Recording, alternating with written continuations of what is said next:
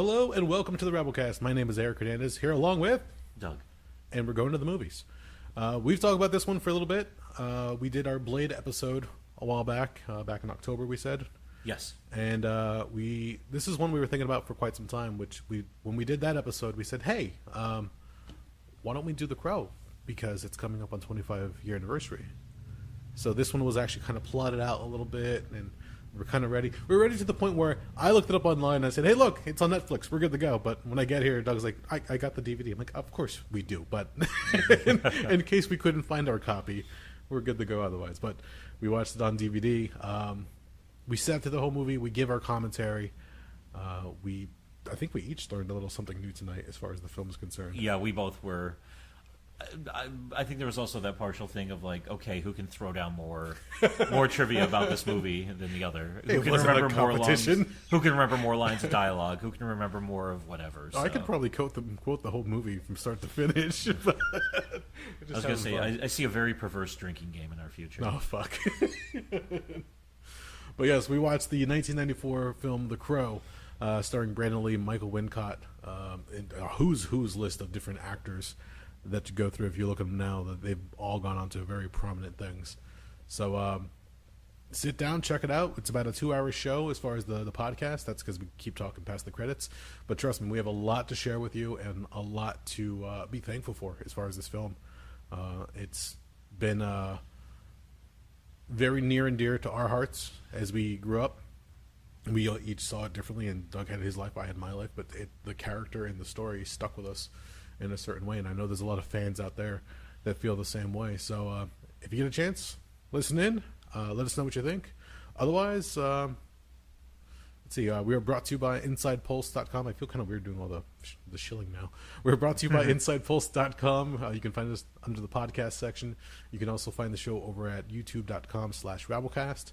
Check us out on Rabblecast.libsyn.com, where the show is posted normally. You can also check out the Rabblecast Facebook fan page, where we try to put up different links and videos or stories. Send us a tweet at Rabblecast and email us, rabblecast@gmail.com. If you have any stories that you want to share, any little trivia, we'd love to hear it as far as the film is concerned. And for any other episode, for that fact. That's about it. I think we're good, right? That's everything. All right. Without further ado, enjoy the show.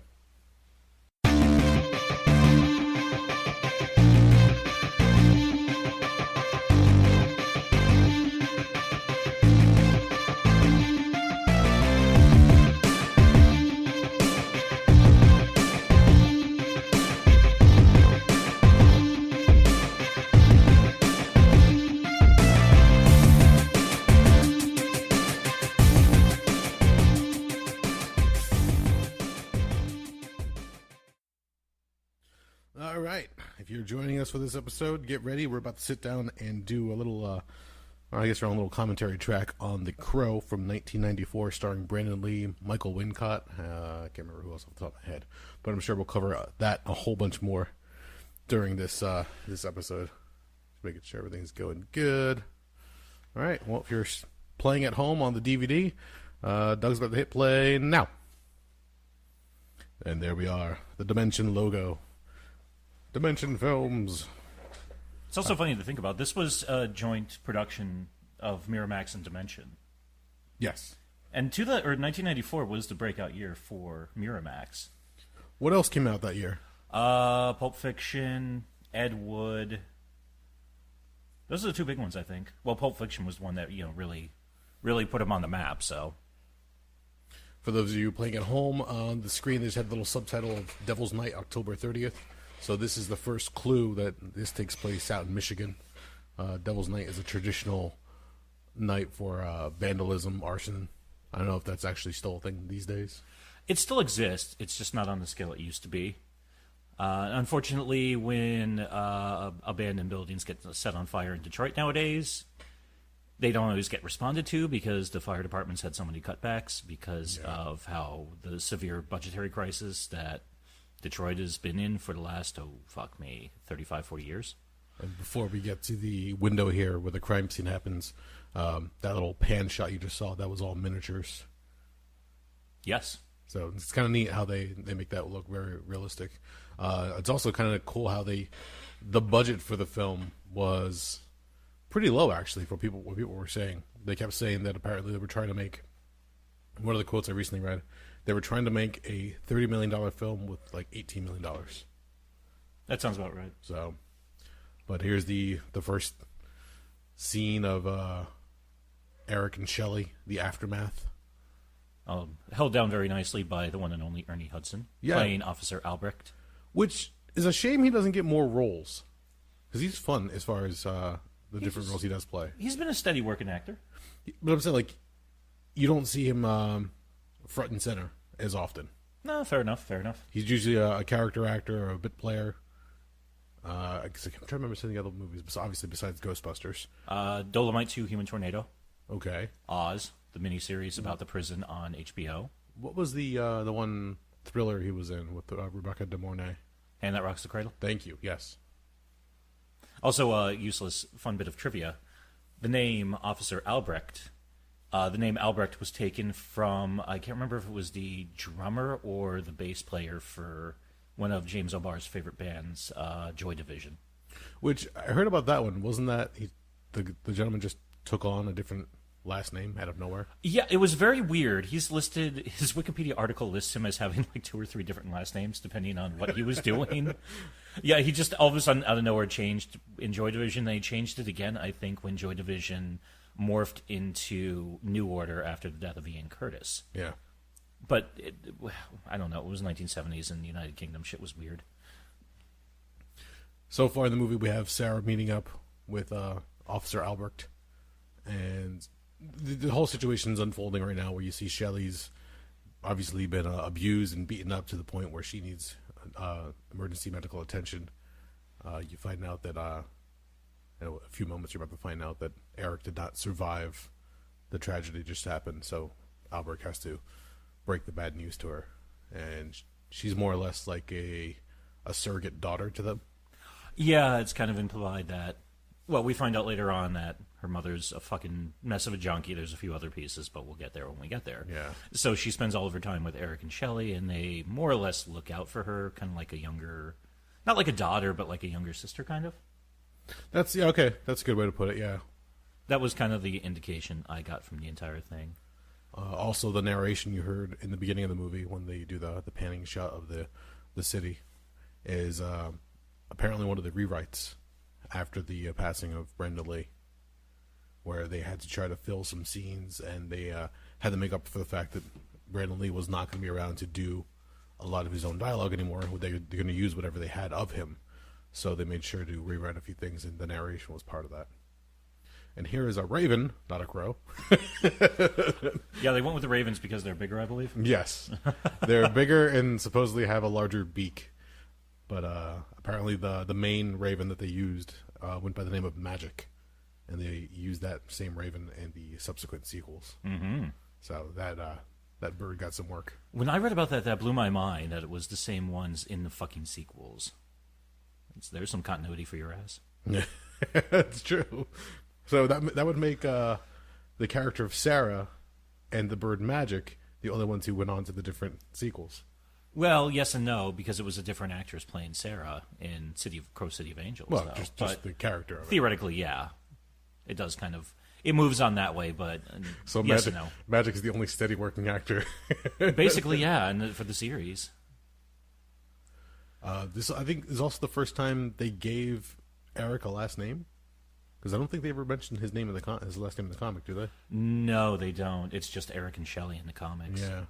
So both of them get last names, which makes them important. Because usually if you get a first name and not a last name, they're like, oh, you really don't matter as far as the storyline's concerned. Yeah, you're secondary or tertiary or just kind of whatever. I do enjoy the fact that little piece of the cemetery is actually kept somewhat pristine. So it almost feels like hallowed ground against the grime and pollution and litter of like this rundown shithole section of Detroit. Yep. Yeah, because you look at it and it almost like doesn't belong. No, it doesn't. It doesn't look like it should be there at all. Even outside the gates, when you see the graffiti and just some of the random bullshit on the ground, it just doesn't really look like it sticks out at all. And here we find out how to make a proper hot dog. Mustard my ass. But anyway, that's a different debate for another day. And he was right. Yeah, you got to have a lot of onions on that motherfucker if you're going to do it right. Mustard just tastes weird to me, so yeah, to hell with that condiment. This just looks like a place I would love to stop by, like, after work or getting out of a workout session. Just stop by and get some unhealthy food. Get a hot dog on the street. Yeah, it's Detroit street food. Yeah, famous the world over. I don't. I really don't trust the hot water dogs from New York. Yeah, those got a really bad reputation. Yeah, but this place looks like it's been there for a while. You know it. You trust it. Why not? Mm-hmm. Arcade games. Took me a few times to realize where they were actually at. I thought he was saying arcade games, because later on he talks about blowing this place up. Yeah. But then, the first time I watched this with the subtitles on, it completely blew my fucking mind. Also, this entire scene was extended quite a bit. Yeah, there was a few parts that they had to cut out. I guess more just continuity. If you watch the DVD, which we are watching right now, there is the deleted scenes, and you find that, I guess, a woman survives the attack on the arcade. Yes. And when she comes wandering out, burned and all after the blast they're about to set off, that's where you first, besides the fact that he raises himself from the grave, when Eric Draven makes contact with the woman, he gets flashes of the memory and the attack on the business.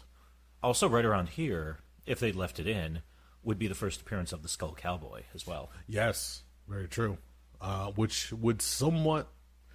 They leave it very ambiguous in the movie, and I don't think they really touch upon it that much in the comic as much, but they kind of describe in that deleted scene the power source or the origin of how his power works.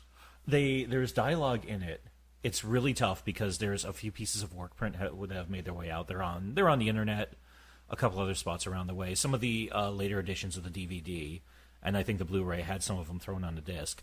Basically, the Skull Cowboy tells Eric, your work is done. You killed the people who killed you and your fiancé.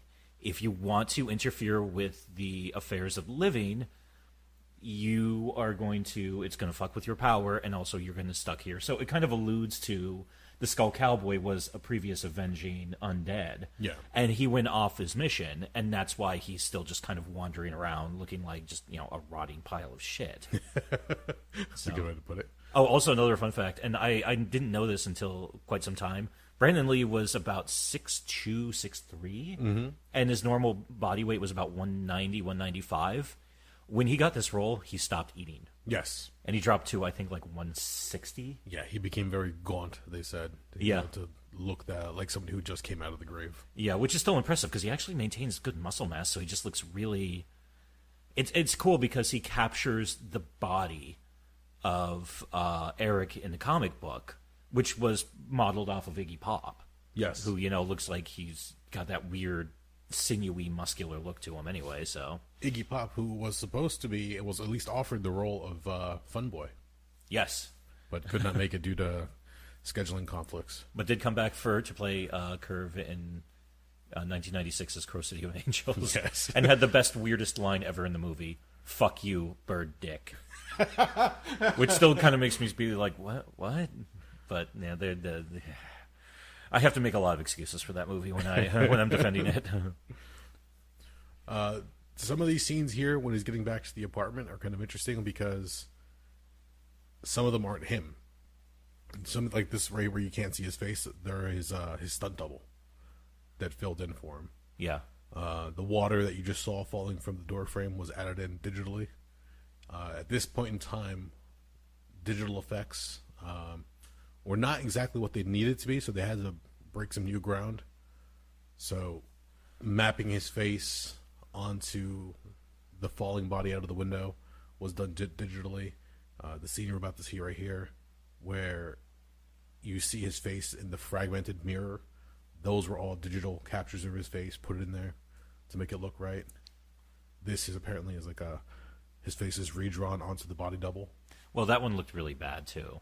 I mean, it's tough, and I'm willing to give them some play on it because, number one, this isn't a huge, mega Hollywood production, and it's brand new tech. So, yeah, in a few spots, the CGI does look kind of rough. But, I'm willing to give it a pass. So, and of course now we have our first proper appearance of the gang of ne'er-do-wells led by T-Bird, along with, Fun Boy, Tintin, and Skank. Skank, who might be my favorite. Skank's great because, he barely speaks English. He just kind of rambles. In fact, at one point I love it when he's talking to Top Dollar and he says, maybe we should just record this and play it back in slow motion. Yes. And apparently David Patrick Kelly wrote his own copy of, what was it, Paradise Lost? Yeah. I think he bought an antique copy to bring to the set so he can read out of. Yes.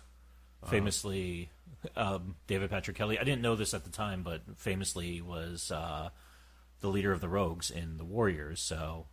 Which, actually, there's a callback in this movie to that film. Oh, with the bottles? Yes. Yeah. Did you read that one later? Yeah. We'll point it out. We'll get there, yeah. So there, right there, is the bodies falling out of the window. Once again, it's drawn on, blood and all, onto the body double. Fun part, that was also, we just passed the scene, too, that actually resulted in the accident where Michael Massey accidentally fired and pushed the round out that actually penetrated Brandon Lee's abdomen and killed him. Yes. What we just saw was Tintin throwing a knife at Draven as he walks through the door. The original scripted scene, which actually was a last-minute change-up, was that Fun Boy was going to shoot him. And that's where people keep asking, was it an accident? Was this part of a conspiracy? It was a pure accident, and that was because the regulations on set were just not what they should have been. Nope. They did a big no-no when it came to movie magic, and that's that they used real bullets to make fake bullets. Oh yeah. They doubled or tripled the amount of gunpowder in the round, and previous to that, they didn't clear the chamber, so there was a cap that was stuck in the barrel. And when Eric's character comes through the doorway, the gun was pointed at Brandon Lee, and when it went off, that cap was pushed through. With the extra gunpowder, had enough velocity to go through the bag of groceries he was carrying that had a blood pack that was supposed to go off. This scene's awesome. Well, no, the other problem they had too was, they took the guy did the smart thing at first was he took out the actual projectile, yes, emptied out the gunpowder, but he didn't discharge the primer. Correct. And that was what pushed the bullet into the barrel with nobody realizing it because, that the primer is just supposed to start it off. It's not enough to really do anything. But then, traditionally, the blank rounds, they've got like a triple charge on the fucking things. Yeah. So initially when he was hit by it, everybody thought he was doing almost like a method acting when they called cut, but unfortunately things took a dark turn at that point. A lot of people have wondered if the footage exists. It did exist up to a point where they actually developed it and used it in investigations. Yeah. Once the investigation was done, that footage was destroyed, so that no longer exists. Probably for the best. Yeah, oh no, definitely. If it did exist, I would not want to see it. That scene single-handedly changed a lot of things in the industry as far as safety. Now when they do certain scenes, the gun is no longer pointed at the other individual. It's usually off to the side, or they use different angles to capture the effect. Well, and they also, instead of having the firearms in charge of a prop master, now they have to have a proper weapons master on set, I believe. Yes, and that was the other thing, was it was the prop master who was handling the firearm at that point, not the arms master. Which, let's also mention now, this film was plagued with different accidents, freak occurrences. One of the people on set who was doing a lot of the set building drove a screwdriver through his hand. A disgruntled sculptor drove his car through one of the I think it was the plaster shop that they were using to build different things. Yeah, didn't somebody get that? One of the people working on the movie also get electrocuted? Yes, non-fatally. Somebody in a boom or a cherry picker, they hit live wires. And here's one of my absolute favorite scenes when he's going through all those memories, and then it just kind of drops out, and then Burn by the Cure comes in. I'm getting chills just watching this now. I couldn't even tell you how many times I've seen this movie. Yeah, and I still get chills watching this scene. It's such an amazing fucking scene. And I can tell. I in my head I can hear exactly what the song is too. Yep. Love the look of that trunk. Hangman's Joke, his band when he was still around. Mm-hmm. Putting on the black shirt. The black leather pants, the boots. The garbage boots.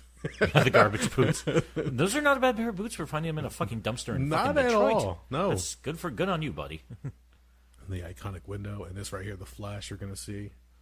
Also a digital picture of his face on the body double. In fact, the body double that you see standing there in the window is the director of the John Wick movies. I heard about that. Yeah. In fact, they were talking about him, being that this is the 25th anniversary this year of the movie. He was on set, and he was actually contacted a few months after the production had shut down due to the death of Brandon Lee. And he knew Brandon really well, so he had no doubt that both Alex Proyas and everybody else on set wanted to finish it and thought that Brandon would be happy with the idea of finishing the film for him. So he said, let's do it. And here we have John Polito as the scumbag pawn shop owner guinea pig. I never noticed before that he's got that massive coke nail. Yeah. Really? I never picked up on that before. I don't know why. That was like the first thing I saw when he started pulling up the money. He is Polito's such an excellent actor. He plays scumbag effortlessly. And unfortunately no longer with us.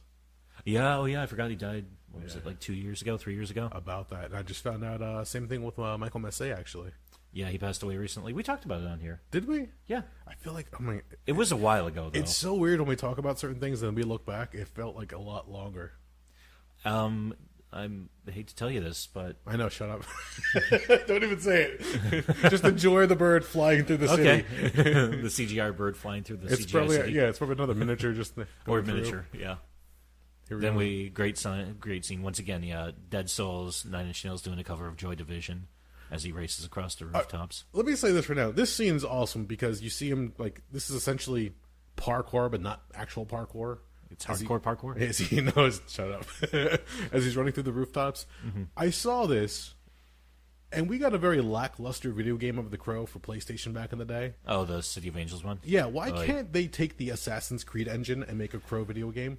You got a good point there. I know. It'd be fucking awesome. Put him in a dark city, has to go out and kill all the people who did him and his fiancée wrong. Even if they made it kind of like a fun open world thing like that, where you have to take down so many henchmen or do so many different things before you finally can get access and find like the 4 different gang members. And oh yeah, if you did it now, but I mean, think about the technology we had back then.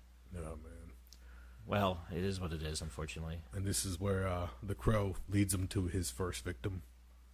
Tintin, Mr. Blades. Yep. This is where you realize that the connection between him and the bird, whatever the bird sees, he sees. So he's being led through the land of the living now to find the people that killed him and Shelley. I think this is when he first really comes to the conclusion of in addition to, seeing his hands, the wounds on his hands close up, he drops himself off of a fucking roof, lands in a pile of garbage, completely unscathed. And just for the fuck of it. Yeah, and he's just completely, and also, well, you also have to realize, he pulled himself out of his grave. His last coherent memory was walking into his apartment and getting a knife thrown into his chest, getting shot twice, and chucked out the window while his fiancée is on the ground bleeding and being raped. So you tend to also realize he's probably got a really tenuous hold on his sanity to begin with. Yes. So, yeah, he's kind of just holding on by a fucking hair. Well, that's the great part about this character, the way he plays it. He's unhinged from the word go. Yeah. Like, there's really nothing that's holding him back at this point. He doesn't feel it. He heals up real fast. He knows who he has to go after. And, of course, everybody was afraid that this was, because we haven't mentioned it yet, so we might as well say it, Brandon Lee being the son of Bruce Lee, certain people were afraid that the movie was going to just turn into another kung fu film.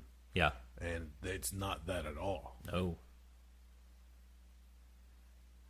The funny thing is, I remember in 1993 hearing about Brandon Lee's death, and they said, "Oh, it happened on the set of The Crow, which is based on a comic book." And my first thought was, how could that happen? And because at the time I wasn't really a comic fan, but my definition of comics were Superman, Spider-Man, Batman, the kind of bright, cheery action figures, well, Batman notwithstanding.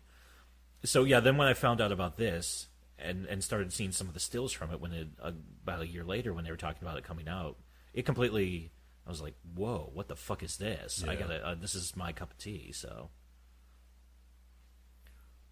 Quick aside, Tintin, the actor that plays him, those are not his actual dreads. Oh, that sucks. They had him put in for the movie, but after a while, they would leave them on rather than have him reapply them all the time. Yeah. That's Lawrence Mason, correct? Yes. Okay. And when he would go to the local bars when they weren't shooting just to like blow off some steam, Yeah. people kept asking him, he goes, "Oh no, this is just like a wig that they put in extensions for a movie." He got so sick and tired of telling people that he finally said, "Yes, this is my rear hair. I grew it out." Such a great moment. Yep. Victims, aren't we all?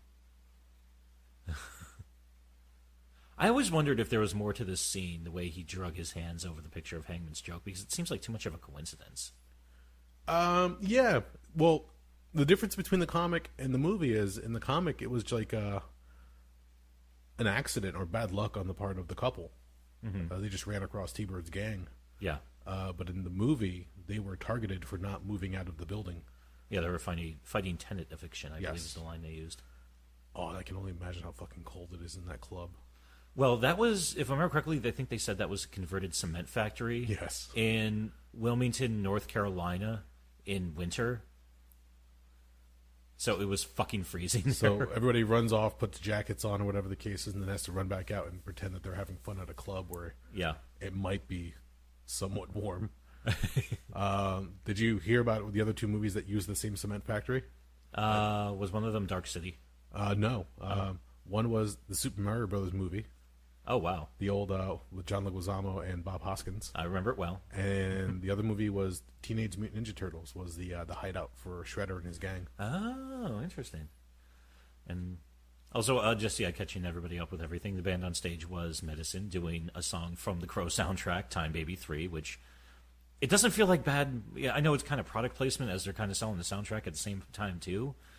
But it still works. Then you had Tony Todd as Grange, the personal bodyguard for Top Dollar, and I'm blanking on Biling's name. Help me out here. Is it Maya or Mia? Mia, I think. I have it right here in front of me. Oh, well, there you go. Micah, sorry. Micah. It's also crazy to think she's also had her own issues the last couple of years, but Biling looks she is breathtakingly cute in this. Yes. Yeah, but I mean, God, she looks so rough in fucking Speed. But what are you gonna do? Or Speed 2 Cruise or not Speed? Oh, holy fuck! Crank High Voltage. Oh, thank you. I was like, where's she getting Speed? Speed 2 Cruise Control. And then you've got Michael Wincott's very gravelly voice. Mm-hmm. Michael Wincott also around this time he played. Oh fuck! He played I think he was the sheriff of Nottingham in Robin Hood, Prince of Thieves. With Kevin Costner, yes. Yes, and he also played, God, I can't remember the guy's name. They referred to him as the fifth member of the Doors, Paul Rothchild, the director who was the guy who basically shepherded the Doors through all their studio albums. Yes. Who all passed away, I think, in the late 90s. But, yeah, Michael Wincott, hell of an actor as well. Did a ton of TV work also.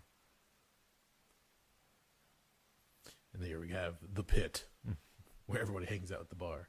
And also the workplace of Sarah's mom. Yes. Who we saw serving T-Bird and his gang earlier. Their shots while they were doing...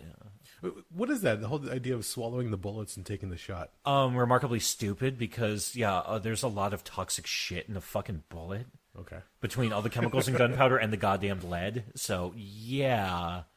I mean, I guess if you do it once or twice, it wouldn't hurt you. But then again, you also think about it, passing that out would not be fun. No.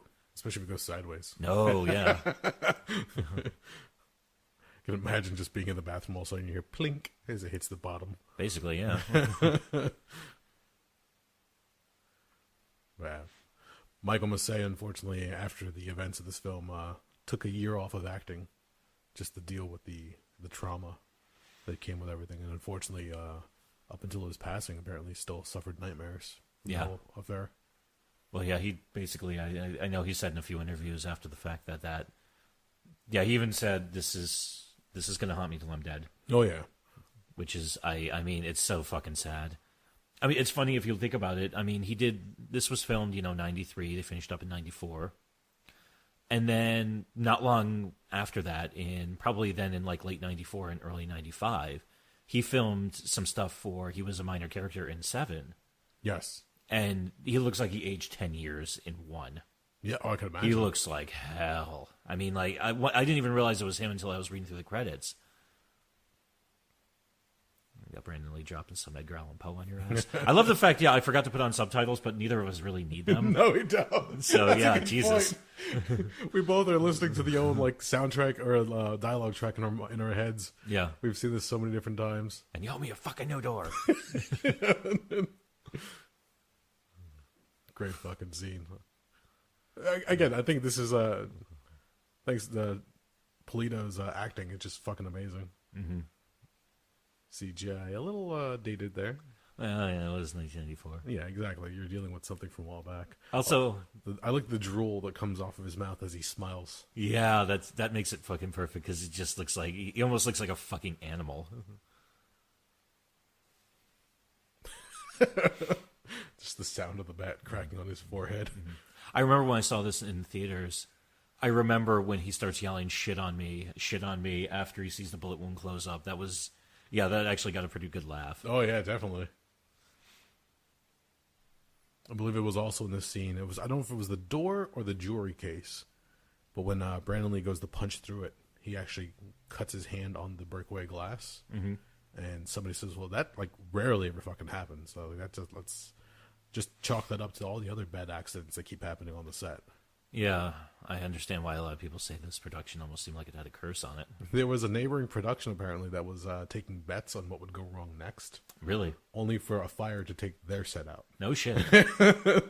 So it's like, don't wish bad upon somebody else because it might come after you. It's also funny, I found out one of the reasons everybody was shooting in Wilmington, North Carolina at the time was they can get around using unions. So yes. they can reduce the cost of the picture. Yeah, that was, they can keep the pay down, make you work long hours, do changeovers with very little to no notice. Cut safety concerns. Oh, yeah.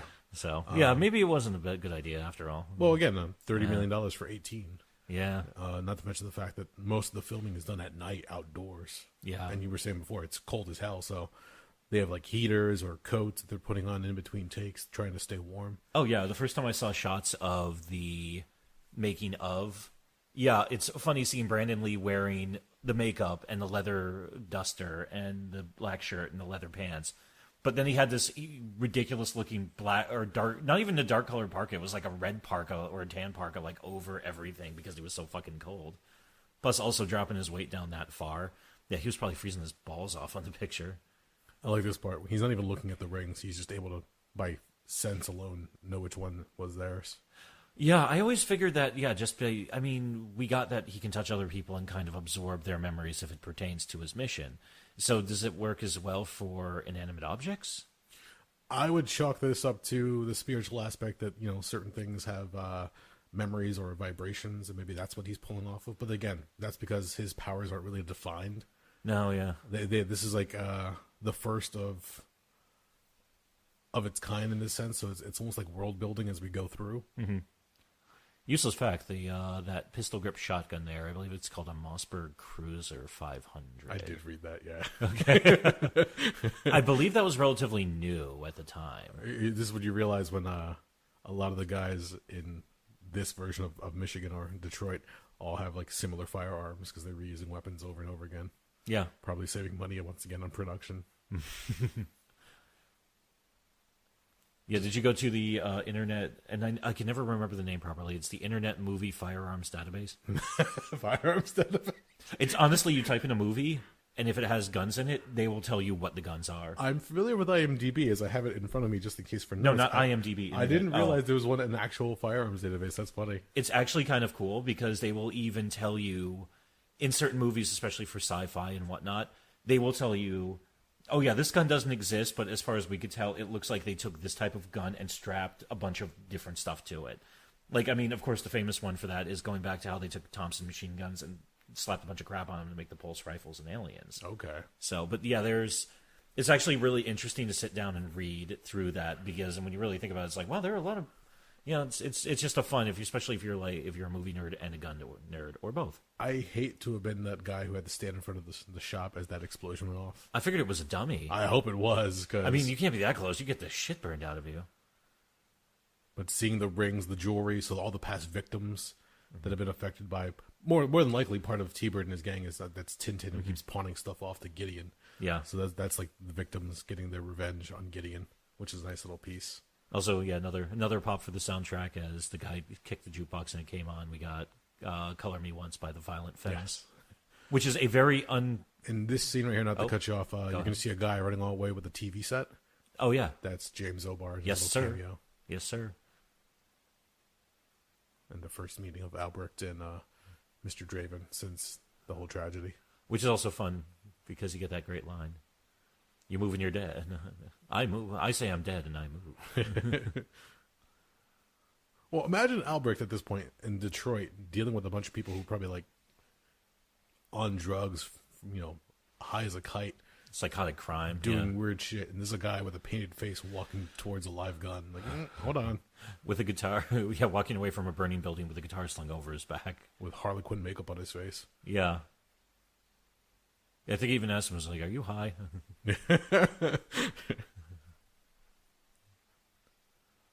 Yep, just trying to figure all this. Like, I'm just gonna keep my distance.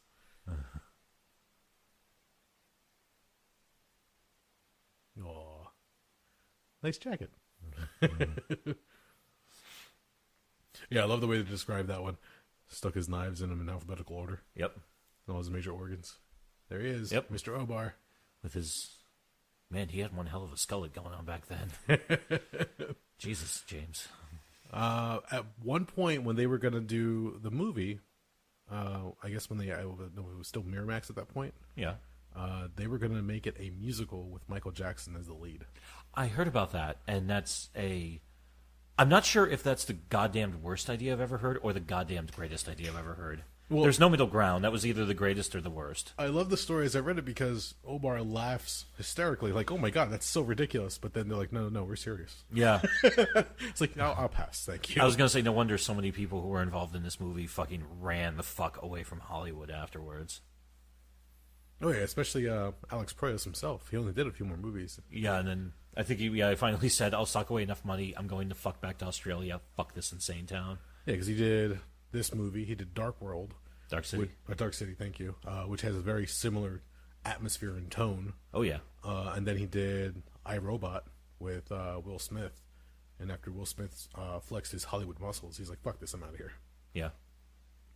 Which I think that was probably the only reason I was like, really interested in iRobot, because Proyas' name was attached to it.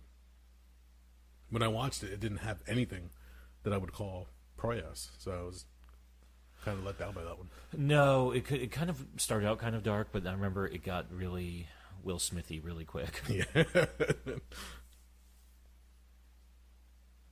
No cursing and very polite. There was a few curses in that one. I didn't realize how fucking huge Tony Todd was. Jesus Christ. He's a big dude. I mean, just remember, think about, he played Candyman and Candyman Farewell to the Flash. One of my favorite roles he did was he played a mortician in Final Destination, at least one or two of them. Giant pile of coke. Fuck yeah. Apparently, that was the other thing that was mentioned. Coke use was rampant on the set of this movie. Really? To the point where they would, like, in between takes, or when you weren't filming a scene, people were off doing blow. And Brandon Lee himself quipped at one point where they're filming a scene, getting ready to call action, and you hear somebody sneeze. And Brandon Lee says, "Somebody just lost $50." Yeah, I heard about that. So I was like, all right, that's kind of funny. Once again, flying through the city. This is probably the first time I'm watching this where I could actually discern the fact that when they use miniatures and when they don't. It's kind of weird. Really? Why? Only because I would let myself get lost in it, but now we're looking at it with a more... or at least I am with a studious eye. Yeah, that's so I'm true. catching certain things now.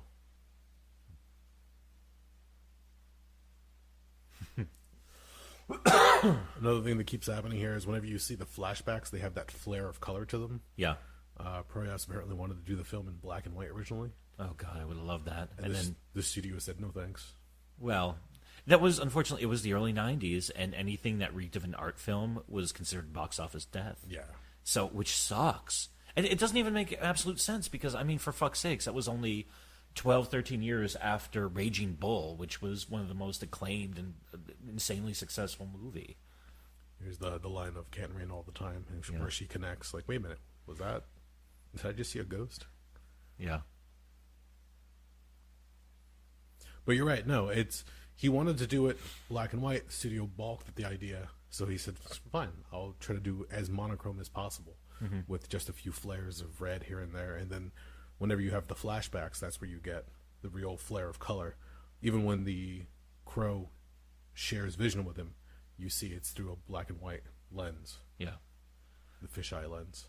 On a side note, yeah, the female cop, who I think they allude to had a former romantic relationship with Albrecht. Yeah. She's really, really cute. I was hoping we were going to see more of her, actually. This is her only scene, which is kind of sad. Yeah. It would have been cool if kind of like after the fact maybe there was like a scene where it shows like the two of them maybe like reconcile or try to get back together or something like that. But it is what the fuck it is. But yeah, I'm looking at her now and I was like, my God, she's quite lovely. Yes. But I've been weird lately. No, drawing on a photograph of the band. Albrecht is working too much overtime. It's like, you're going to get yourself busted down to a patrolman. Or something like I can't remember the exact line, unfortunately. Don't say I owe you one. I owe you one. Yeah, right. And I think we're getting to the Fun Boy scene. I believe so. Yeah, because if we had the sound on right now, we'd be hearing Golgotha Tenement Blues by Machines of Loving Grace. There it is. Yes, okay, there's the stereo shot. Also, an interesting choice that they went with morphine addicts as opposed to heroin addicts. Why is that? I don't know, just at the time, heroin is a more common and prevalent street drug. Especially at this point in the 1990s, it was starting to make a return. Morphine's a little trickier to get because that's usually like hospital grade or medical grade shit. At the time, what was like a more prominent drug? That's what I'm thinking might have been the case. Well, I mean, heroin was making a big comeback, unfortunately. That's when we were starting to get to that point in the mid-90s when you had a lot of famous people were overdosing, and unfortunately it was making a resurgence after kind of dropping off for a couple of years. High out of their minds and a big fucking bird just flies through the window. I also like the fact that they're aggressively making out or Fun Boy's aggressively like kissing her. But did he shoot or just her? Well, it's always implied that Fun Boy is always fucked up. Okay, because that's interesting because, yeah, if you're fucked up on opiates, from what I've read, because I'm terrified of the stuff, I won't go near them really, it's really hard to get your dick hard. Yes, we covered that in the last episode. Yeah. As we were talking about grindcore bands. Yeah. Yeah. Big fucking bird flies in. Guy with the black and white makeup shows up with the guitar. Yeah, I'd be a little freaked out myself. Also does that awesome thing where, he just kind of like drags his hand really fast along the one of the fucking chords.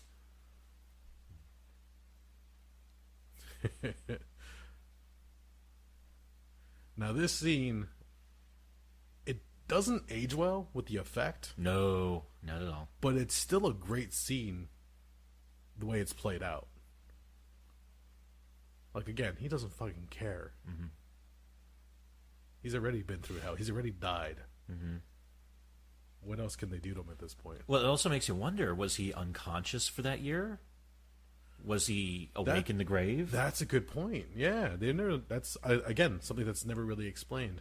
I often wonder what kind of, if the powers that be that could give some people the ability to come back for revenge, do they have to solidify some type of agony inside them? So they basically, I mean, can you imagine being stuck in a fucking coffin for a year, not sure why you're still alive? Oh God. I mean, that would complete break from reality. Or, even if he is dead, is he in some type of hell world? Yeah, it's hard to believe where... And I know it's stuff that's never elaborated on, but this is the kind of shit I've wondered over the years. I love this. This scene just played out. Shot a guy through the hand. He gets shot in his leg, and he shoots his... Well, he's telling a joke about Jesus. Yeah, and look what you've done to my sheets. The comedy in this, it's deadpan and they kind of like keep it moving, so it could easily slip by you if you don't realize it.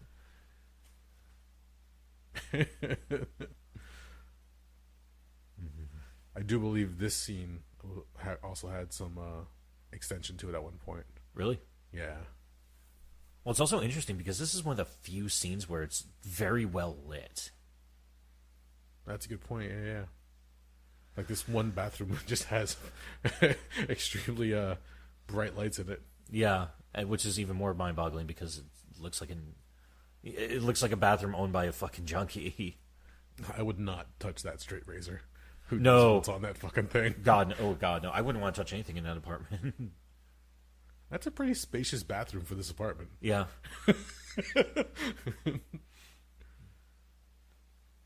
So we mentioned before, this is Sarah's mother, who obviously has been shacking up with Funboy. Yep, and just shooting with him. Yeah, and just wasting away. And I don't think this line isn't in the book or in the comic. Mother is named for God on the lips and hearts of children everywhere. Yeah. You know, I don't remember. I think it was quoted from somewhere else. I know that. Yeah, it was a quote from somewhere else. Yeah, because the only interaction in the comic was when he goes up to see Funboy for the first time. He basically, the mother looks at him and says, "I'm scared," and he kind of like musses her hair and kind of like touches her on the head and said, "You be on your way. My friends outside will escort you away." Mm-hmm.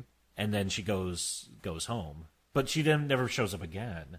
In fact, at the end, yeah, Albrecht ends up taking care of Sarah, who's younger in the comic. Yeah. Or Shelley, Sarah, pardon me. But I love that he's able to force the drugs out of her veins, and like instantly she goes from like drugged out to just completely sober. Well, that was a weird one too, because yeah, he basically kind of squeezes it, and the shit just pops out. And here we have John Polito with his fucking burned up a little bit, and fucking knocking back the Crown Royal like a motherfucker. Put yourself, macho man. Mm-hmm. Have some Crown Royal. It's good whiskey. It's good whiskey. God, Tony Todd looked like a fucking goddamn badass in this. Like, I'm not sure if I want to be him or fuck him.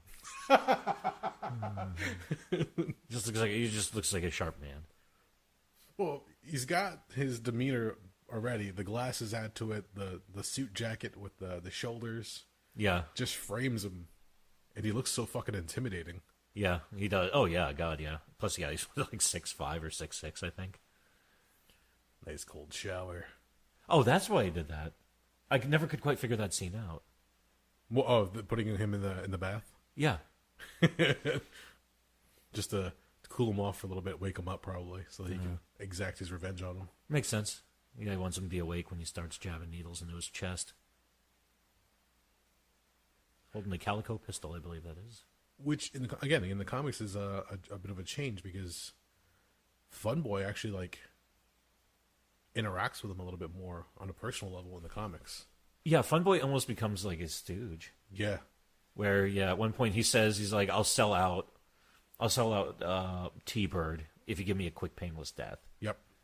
Which is funny, yeah, where it's actually funny because when they actually get to talking, yeah, a Funboy actually seems somewhat like remorseful for his crimes and the life he led. It almost seems like he realizes just how fucked up he is in the comic. Yeah. Because there's the one scene where, again, the scene with Shelley and Eric doesn't take place in their apartment. It takes place on a roadside. Yeah. And it's to the point where Funboy's so fucked up that even after Shelley's left dead, he goes back for another round to rape her corpse. And, like, the guys are so creeped out by him, they just pretty much leave him there. Like, fuck you, dude. Yeah, they even say, yeah, they're like, fun. She's only got half a head. Yeah. And he says, I don't want her head. Yeah. Fucked up character. This entire scene is just fun. You're still wearing your hat.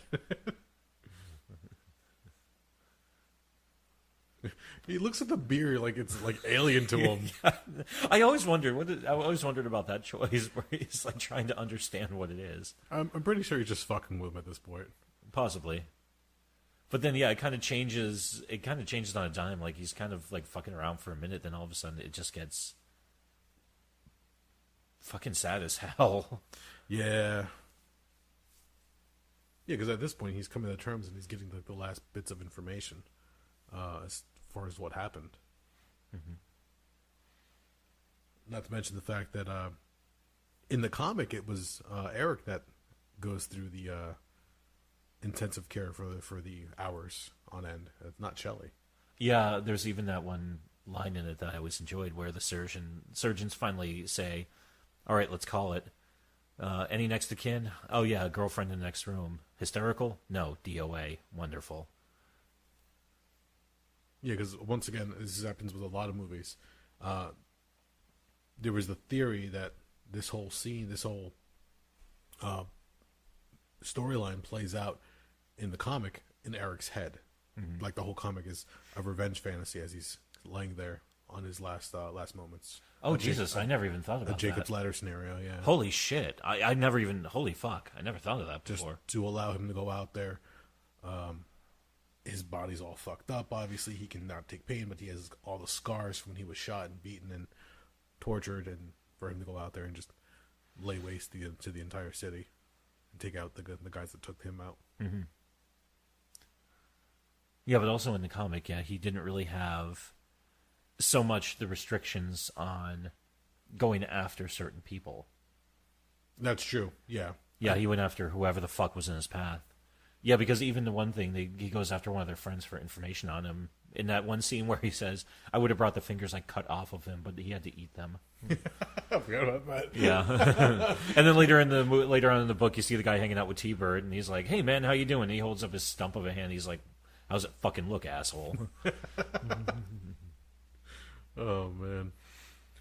Yeah, if anybody listening to this hasn't read the comic or the graphic novel, it was put out by Caliber Comics back in the day. The character of Eric Draven first made an appearance in Caliber Comics Presents in a short story, and then they released, I believe it was 4 issues. Later on, it was picked up by Kitchen Sink Press as they were doing reprints. You actually came across a more recent reprint of the trade with extra stuff added in. Yeah, special edition, which I think the initial published date of it was 2011. Yeah, it's got more art, some more stuff added on after the fact, some additional writing on it, some additional reflections of, after decades after the movie, talking about the entire thing. Yeah, it adds some nice angles to it. Also, interestingly enough, too, some of the other comics, it's really sad. The movies, okay, I mean, I've got a weird spot in my heart for Crow City of Angels. But, I mean, Wicked Prayer is tough. Salvation is tough to watch. The TV show is tough to watch, but some of the other comics are actually really fucking good. Yes.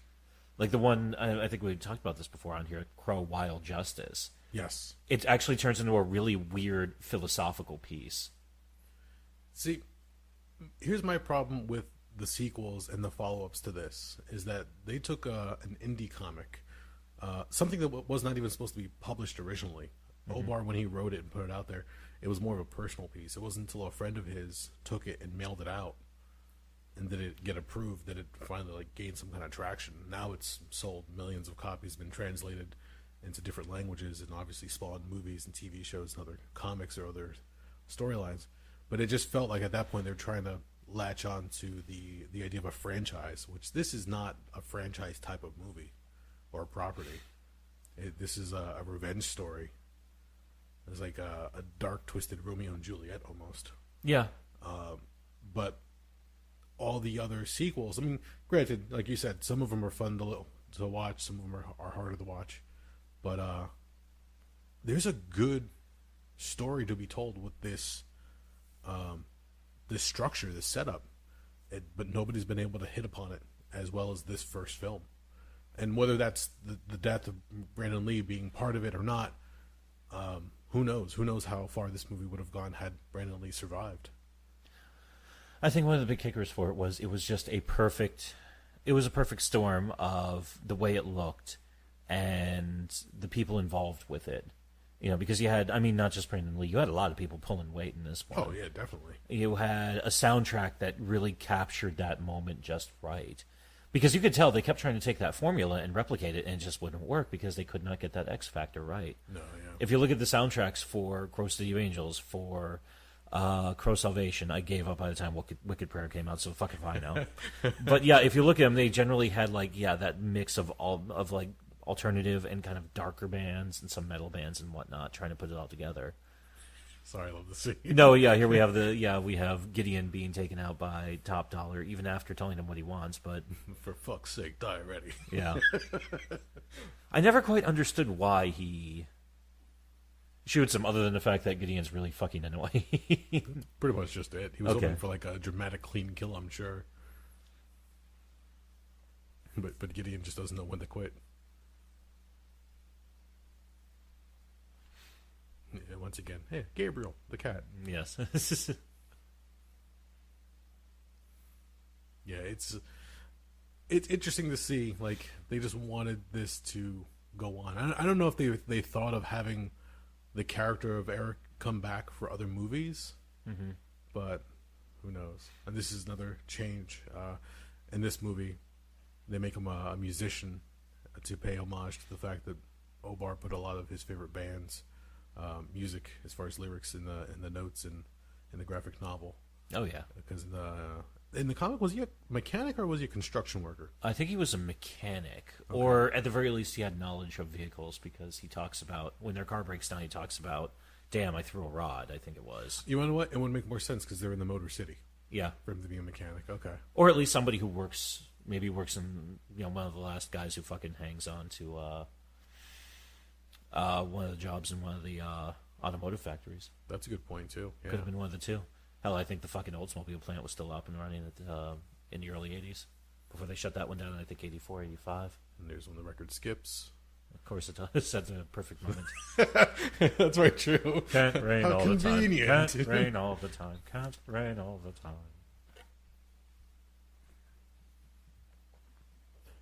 Getting closer. Another person. I was going to say 2 down, 2 to go. I wonder how hard it is to wrangle a raven. Can't be any worse than wrangling a cat. I don't know. I don't know. A cat just like bats you with its paws. Raven attacks you with its fucking beak. Yeah. Eats you with its face.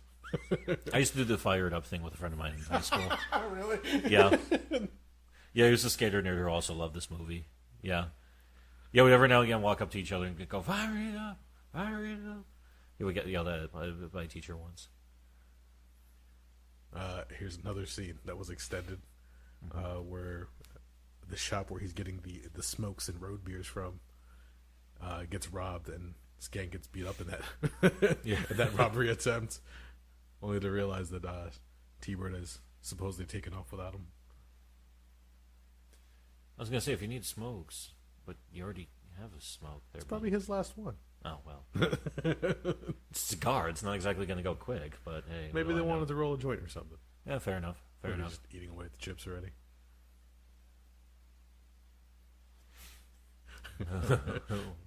What the fuck are you? Complete disregard for the upholstery.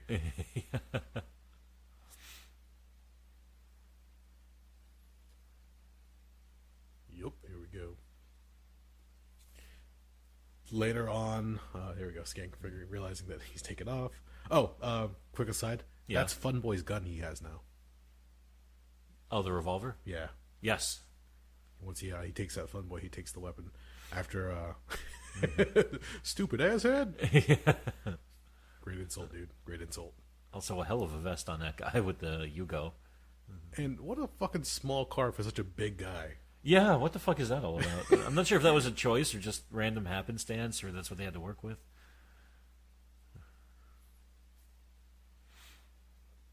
He's still trying to put it together.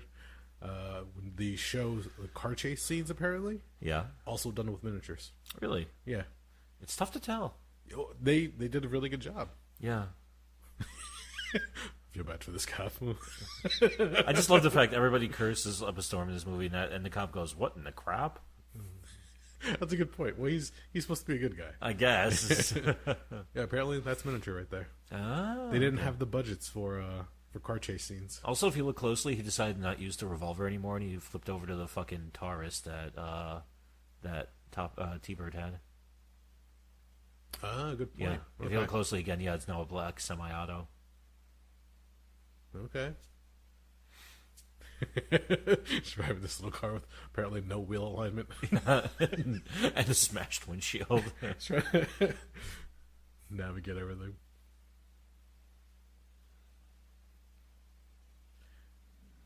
I'm just trying to just piecing it all together. Windshield wipers won't work now. Just trying to figure out how they map this out as far as a scene to film. There's only so much they could film with the cars, and then they had to goddamn foreign cars. Had to do with the miniatures to make it all work. Well, there was a bunch of stuff cut out of this scene as well. Yes. There's a couple of there's I think another minute or two worth of stuff. Nothing earth shattering, but some weird fun stuff flesh out where you saw Eric look back at the two cops, and the cops exchange a look, realizing why the fuck is there a guy in the back seat with a fucking painted face? I think there was some extra dialogue where they're calling it in, and they say and they're trying to describe who's in the car. And then we get to one of my favorite scenes in the movie. Yep, and again, he's going to be quoting Paradise Lost once he realizes this is it for him. Also, yeah, it's probably not safe to walk around with that much ordnance in your trunk. These guys probably all had a death wish, let's face it. Yeah, you got a point. They're all fucking gangsters in Detroit. Yeah, they probably weren't expecting to fucking making it to fucking 70 or 80. And I think that was what he's holding in his hand, besides the duct tape, is a phosphorus grenade. Yeah, those are... Which burns really, really fucking hot. If I remember correctly, in the military manuals for what to do if you get any burning phosphorus on you, they say you have one of two options. Number one, let it burn. Oh, Jesus. Or if you have a blade handy, cut it out. Oh. Water won't stop it. No, it won't. It'll go right through. Fucking damn stuff goes through an engine block. Yeah. It's nasty stuff, yeah. In fact, actually, if I remember correctly, it's banned from people still do it, or countries still do it, but it's actually banned from military applications because it's so fucking nasty. Hey, say what you will about Skank, he's a loyal motherfucker. He got hit by a car, drove it around, smashed into things, and still limps his ass to go find his friend. Yeah, he's like, T-Bird, what's up, buddy? And I love the demeanor on T-Bird when he realizes who he finally is. Yeah. Ah, shit. Here it is. Here's the callback to the Warriors. Oh, yeah, with the bottles. Yeah, the fingers. Yeah. Yeah. The little wave he gives them. And then... No, everything goes up. It's not the grenade that takes him out. Because the explosion starts in the trunk. So did he set off one of the bombs in the back? Maybe. It's tough to tell because of the way they rigged the pyro for that one, but at that point, everything's just going to fuck up in flames. And then, of course, you get the iconic shot of... I guess it's a nice way to work its way up. It's like, I already did 2 in blood. Now I got to do something in fire. Cool, it's all torn to shit at this point. Yeah, well, at this point, he's eaten more than a couple of bullets and a couple of knives. And now they're starting to put 2 and 2 together as Gray just checking out the empty grave. At the end of that scene right there, we just saw where T-Bird met his end. Skank was supposed to continue driving the car, and before he crashes it, is actually supposed to try to run over Eric with the car. They were going to shoot something that the insurance company would not cover, and that was Brandon Lee wanted to do a stunt where he jumps over the car. He does a standing jump as the car whizzes under him. They did practice runs. He could do the stunt. The insurance company said, not happening.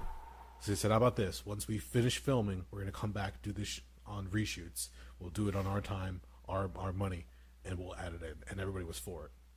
But knowing how many accidents happened on that set, why would you even chance it? I was going to say, at that point, it's like, just let discretion be the better part of valor. Yeah, unfortunately, we never got that scene filmed because he met his end in the one interior scene. And once again, Darla is now trying to be Mother of the Year after coming face to face with a specter of death.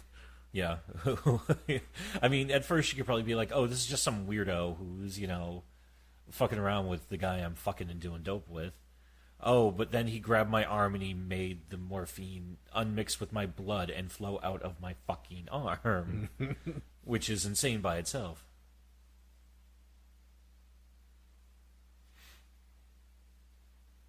She realizes, oh, she's actually trying to be my mom. Okay. Yeah, I'll take it.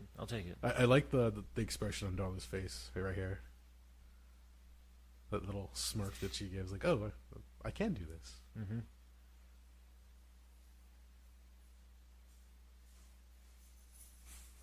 And once again, the animosity between these two. Yeah. We really didn't talk about it at the beginning of the film, but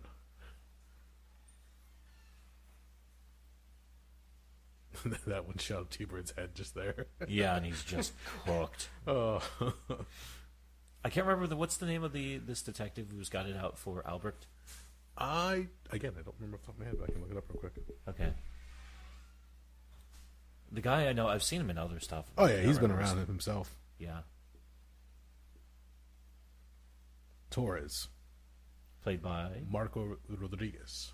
All right. He has I don't mean to be mean here, but he's got the same thing as like Edward James Olmos. He's got that the pockmark. Yeah, the skin that just looks like he should go to a spa. 40 miles of rough road. Oh yeah, definitely. But he plays a great asshole. Oh yeah.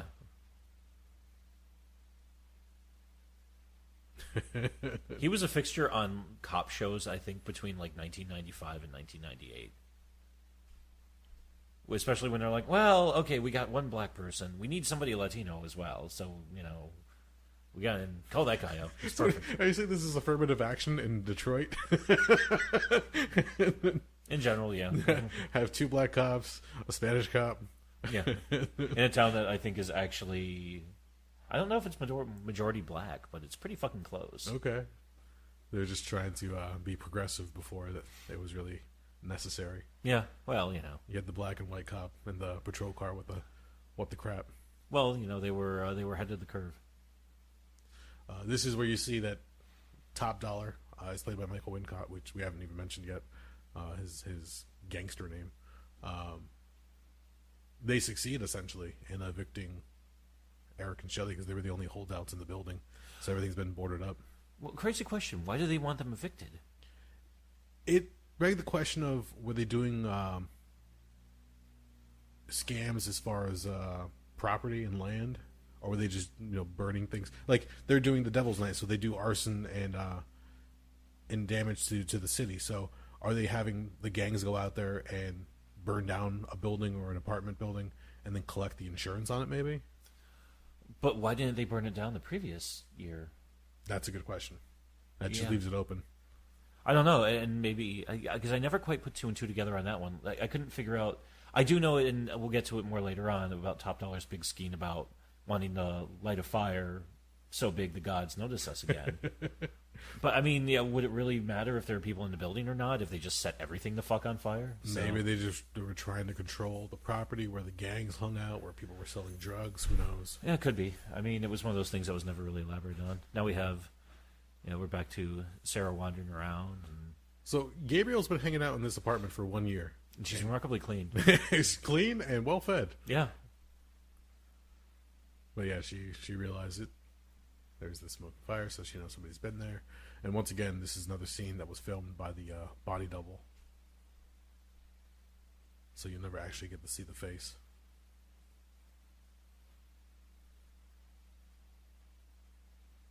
I believe the actress who played Shelley was Sophia Sheenus. Shyness. I never figured out the pronunciation for it. Who was a Canadian singer who had a few hits in Canada. I don't know if they ever translated here to the States.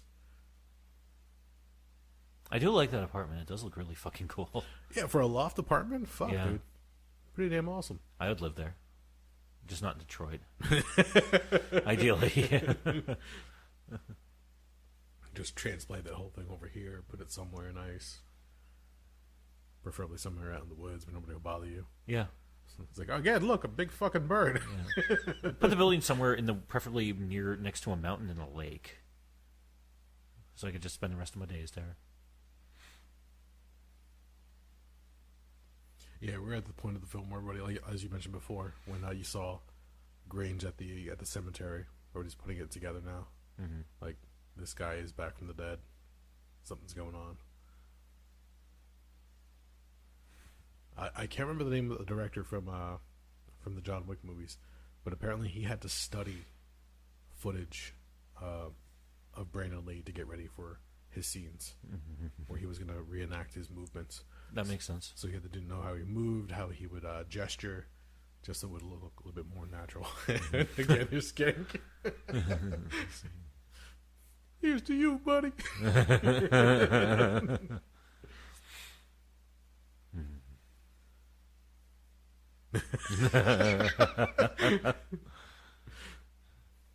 I want to know how many times they had to film this scene. Oh, with Michael Wincott and Tony Todd probably breaking character and laughing at Angel Kelly. It's interesting as well that they completely changed it around, because in the comic as well, T-Bird was more or less alluded to being the leader of the gang. Yes. He was the man in charge. And in this one, they made it a kind of a more sophisticated criminal organization. And, yeah, T-Bird was in charge of the gang, but it says if Top Dollar, they make him out to be, I guess, kind of a sort of boss of the city, I guess, a crime boss of the city. Yeah, like a kingpin almost. Yeah. Who's also got his weird half-sister / whatever the fuck Biling is supposed to be, and Grange hanging out, and it's fucking weird. Well, because you've got him he's got the club where everybody's playing at. So yeah, it's being that the Hangman's Joke band photo was on the wall. It's left to the idea that maybe Draven's band had actually played at the same club. Yeah. So he's running that. He's got people checking out the club. He's running all these gangs, runs all the crime and all the illicit behavior going on. So, yeah, he's essentially just raking it in. Yeah. But also, I like how nonchalant they are about...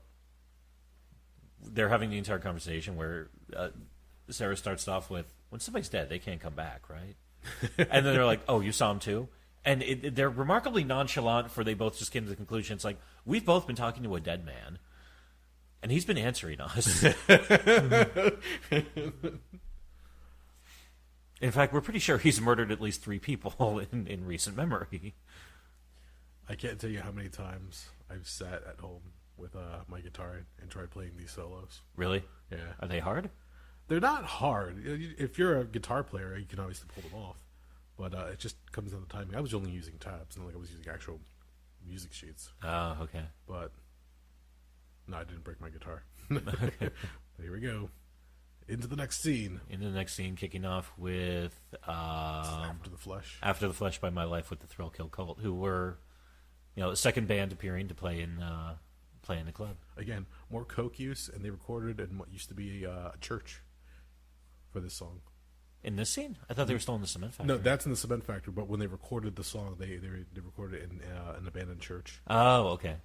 So imagine like being in a religious place that's pretty much emptied and rotted out, and they're just having fun recording and getting high. Also, on a side note, they just might be the most integrated band ever. You have white people, white women, white men, black women, black men. See, there's a white woman. The singer's a white guy. There's that one black guy, that kind of like muscular guy wearing like the officer or the master's cap, and the one lady, the black woman on the keyboards. And once again, while the music plays downstairs, all the nefarious characters gather up top. I like how there's just piles of money and guns. They're just letting you know that shit's about to happen. And also, yeah, but when you get near the end of the table where Top Dollar sits, there's a phone sitting there. There's a phone sitting there, and if you notice, there's like a nice wood finish on his end of the table. Everything else is shitty. Yeah, his is like, he's got the really nice part of the table. Everybody else is sitting in dog shit. Skank needs medical attention, and they have not given him any. They probably just have some more cranky piece of shit. Fuck you. And look at him. He dresses all nice. With the long, flowing, straight hair. Yeah. Nice buttoned-up shirt and nice jacket and leather gloves. And I also like, if you look at not just the ethnicity of all the different, I guess, lieutenants, but also how they dress. It's like almost every race and class is represented. Like, you got like the grimy guys, you got like the fancier, like La Cosa Nostra looking dudes, you got like, the Asian guy who's wearing a pretty decent suit, and the weird paramilitary guy, and like some like Latino bangers, and yeah, it's just a weird fucking mix of humanity. Yeah, especially this guy with the hood on. Oh yeah, and yeah, smoking a cigar with the sunglasses on indoors at night. Yeah, fucking asshole. Not you, him. I once saw a really shitty hip hop band that actually opened up their set by playing an audio clip from this scene. Oh, really? I was like, at first I got really pumped on it because I was like, holy shit, Crow. And then I realized they sucked. I can't remember their name, and they don't deserve to be named. If I did remember the name, I wouldn't say it. I do like that when he opens his eyes and he's already looking dead at the camera. He's just listening in on what's going on. Mm-hmm. It's like, I know what I'm going to do. I just want to hear them first. Let them think they got a plan before I go in there and fuck their world.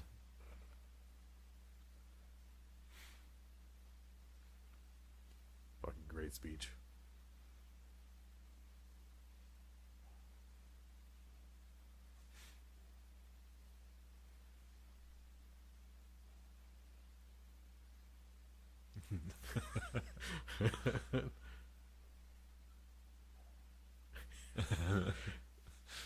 Like a little worm in a big fucking hook. Did you ever catch this on television? Yes. When they bleep out. Well, the one I caught on television, I absolutely adored, because when Skank gives that line, he says, "I feel like a little worm on a big fishing hook." I don't remember that. Yeah, they dubbed in somebody saying fishing, but the voice doesn't even come near matching, so it's just outstanding.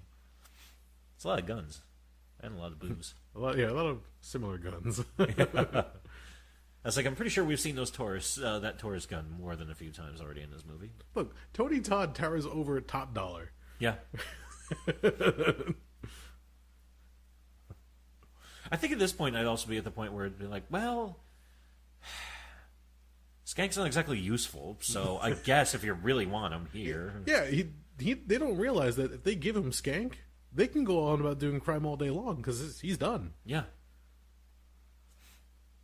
It's a great fucking shot there, him just getting lit up. Yeah. That had to hurt. I remember growing up watching this, a lot of people thought that's the scene where Brandon Lee had died. I was about to say that. Because everybody's like, look at all the bullets that are hitting him. Like, those aren't actual bullets. Those are blood packs and squibs. Supplies! Shotgun to the head. Fuck y'all. And then this scene's also just all kinds of fucking kick-ass where everyone just opens up like a motherfucker. Yeah, this is the closest you would get to being in like an action kung fu film, I guess you could say. Yeah. With the gunplay and the fighting. But yeah, everything's just fucking going off. He gets clipped, doesn't let it stop him.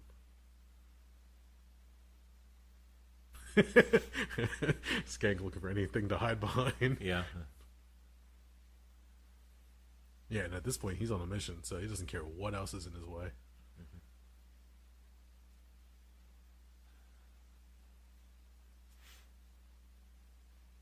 It begs the question, when you're laying in the grave for a year, when you're going mad and thinking of thoughts of revenge, do you learn kung fu and gunplay then? Maybe it's kind of like in Demolition Man, where they kind of implant that in your head. The Crow brings you martial arts experience. Yeah. He's like, well, time to get some training in there, fella. You're going to need it. Actually, that could be a good vehicle for it. Thinking because this is the first movie, but then afterwards they use the idea of the Crow shepherding in the souls that have been lost back to the land of the living. So who's to say that they don't bring back the memories of past Avengers and impart some of it on you? Like, hey, you remember this guy used to do this, or this guy was ex-military. Ooh, yeah. Or even all of a sudden, yeah, one of them comes back and is like, why do I know how to fight with a sword? And they say something that happened 500 years before you. Yeah, or some kind of like that. a weird memory download or something like that. Yeah. Scatter, it's fucking cold. Find some warmth, goddammit. Although this is the great part where they stop playing After the Flesh and they just drop to the score for the film, and of course the sound of gunfire. You realize how big the fucking cement factory is. Yep.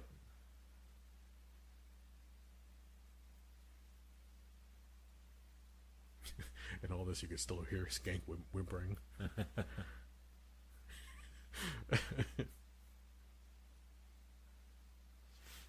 Gotcha.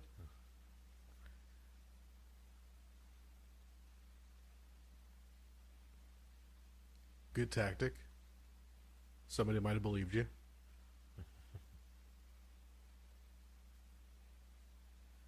All right, I'm going to say this. I think Skank got off the lightest out of all the characters. He just got thrown out of a window. Yeah, and died on the cop car.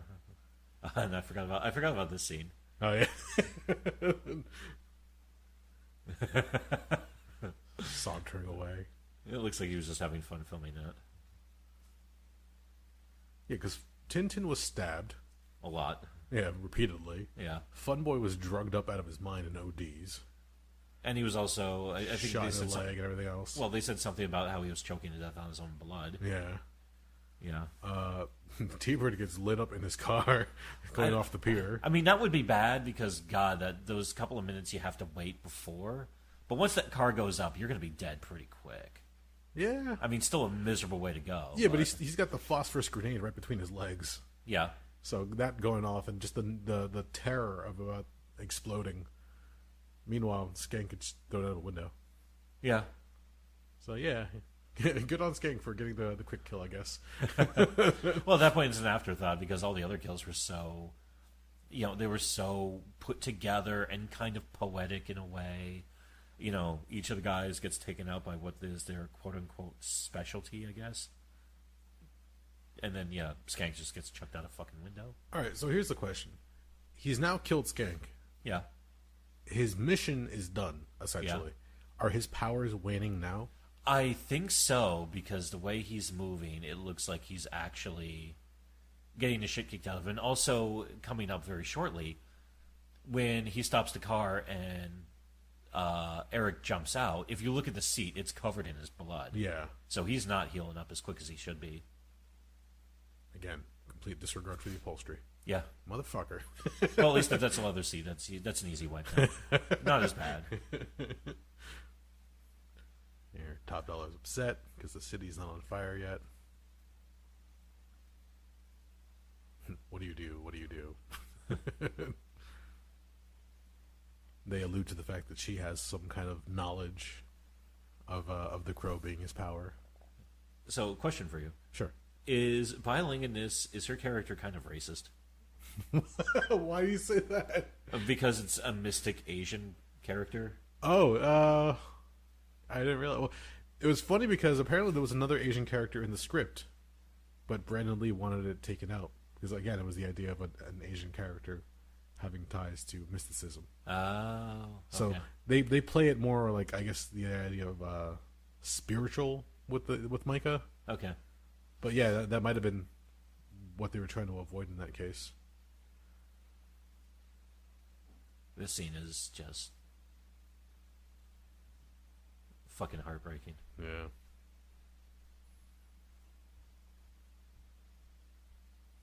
I know we were talking about movies that take you on a roller coaster ride. This definitely was one. Yeah. Back in the day. I don't depends. I don't know how people would view it nowadays. But yeah, it's from complete loss to revenge and everything in between. Yeah.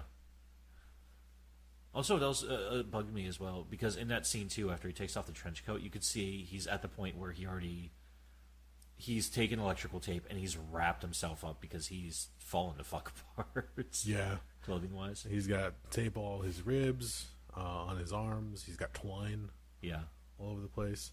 One of the things they really don't talk about, they don't play up in the movie, but you see it in the comic, he's got a scar that comes across the bridge of his nose from when his head was blown off. Yeah. You see it in this shot right here a little bit across his nose. Yeah, and you see it a little bit in one of the scenes with Funboy. And also, he has bullet casings tied in his hair, very similar to the comic. But again, you barely see them in here. You have to be looking for them. And it's been a while since I've seen this to actually point it out on this viewing here. It's actually funny. One of the times I went to the gun range, Holly looked at me and said, "Could you do me a favor when you're there?" And I said, "What?" "Could you bring me back some shell casings?" I said, "Sure." Fucking why? And I forgot. You know why. She has a Crow burlesque act. And she said, "Yeah, I want to take these. I want to tie some of the shell casings in my hair." So I got her I tried to get her a good mix. So I got her some little tiny 22 ones, and I also got her some big fuck-ass 44 Magnum ones. Just bring her back a shotgun shell.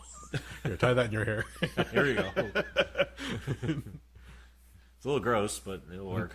Big things come in little packages.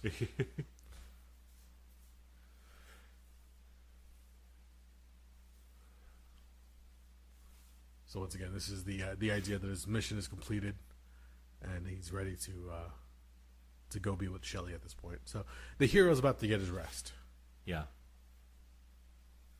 And Shelley's also, or Sarah's also kind of heartbroken that she has to see him off again, no more. But then, of course, that's broken because, well, here comes Grange to kidnap her ass when she was wandering out of the church. Well, before Grange grabs her, I mean, that moment was a bittersweet moment because she didn't get to say goodbye last time. Yeah.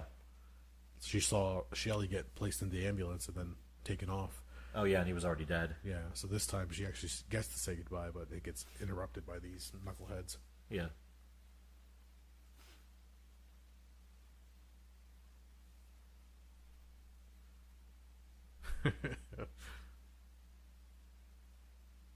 Again, I want Michael Wincott in more movies.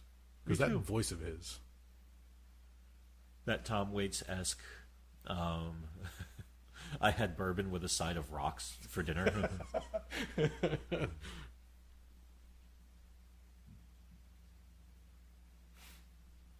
And as you mentioned previously, here's another scene where the Skull Cowboy is about to appear, but because of consistency and storytelling, they said no, that we're going to remove this scene from here. You could find that one. Did they have it on the DVD? I don't remember. I can't remember if it's on the DVD. I usually just watch them on YouTube once every year or two. Yeah, you can find the footage, and part of it was that the makeup effect or the construction of the Skull Cowboy just did not look as consistent as the rest of the film, so they just thought it was better to nix the idea. Also, a fun fact, I believe the Skull Cowboy was played by Michael Berryman. Yes. Which, for those of you who are curious, if you saw a picture of Michael Berryman, you'd know who he was instantly, because nobody looks like Michael Berryman other than Michael fucking Berryman. Famously in, let's see, Weird Science. Sorry, I like that one where you call, bang, fuck, I'm dead. Yeah, that's a great one. So, sorry, Michael Berryman? Yeah, from The Hills Have Eyes, Weird Science, the Motley Crue music video for Smoking in the Boys' Room. I don't know why I remember that. You get that weird face. Yeah, he's kind of almost got like a hydrocephalic head. Yeah. Oh, Devil's Rejects. Yes. This one's another great moment, too.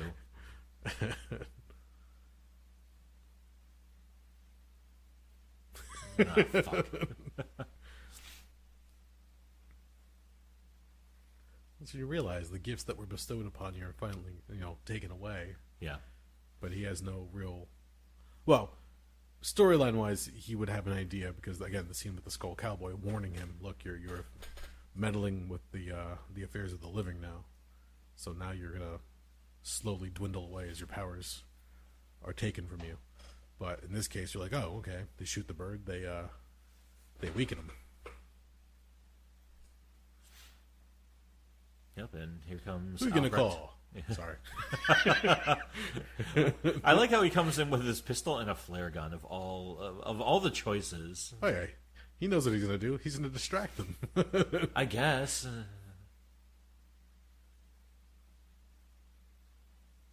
Mass chaos happening in the church. And I don't know what she intends to do with the bird. Is she going to keep it as a pet? Is she going to try to kill it? Well, I figure she had the intentions of doing the same thing that Judah did in Crow City of Angels, where he actually stabbed the bird, took the blood, drank it, and got the power. That's a good point. Yeah. I'm guessing she was going to do something like that, too. Here you can see that the makeup has faded off of his face. Mm-hmm. We were mentioning before we started recording, he didn't like the way that the makeup had looked originally when it was applied.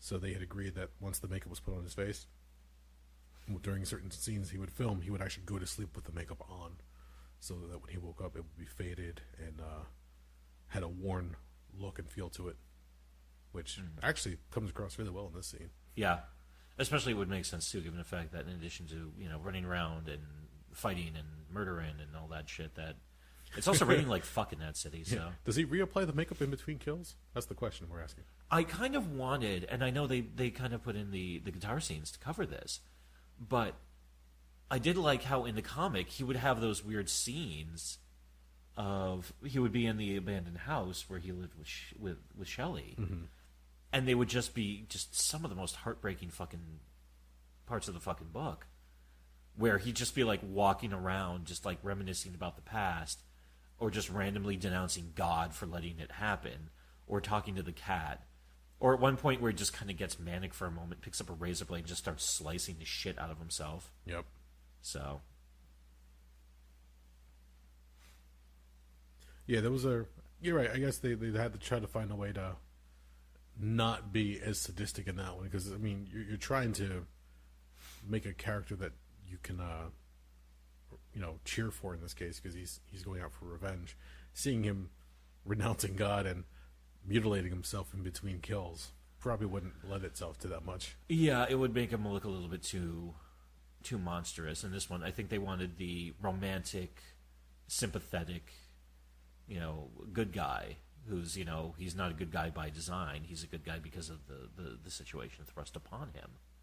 So, here we have the crow/raven eating the fuck out of Byling's face, and then she falls to her death. Well, it makes sense in this one only because she had a fascination with everybody's eyes. Oh, yeah, I never thought about that. Oh, really? Yeah, yeah, she cuts out that dead woman's eyes in the scene where they introduce her in Top Dollar. Yeah, and Top Dollar has the explanation of the soul's window to the soul. So yeah, for the crow to peck out her eyes. I was like, you've seen too much. Go away. Yeah.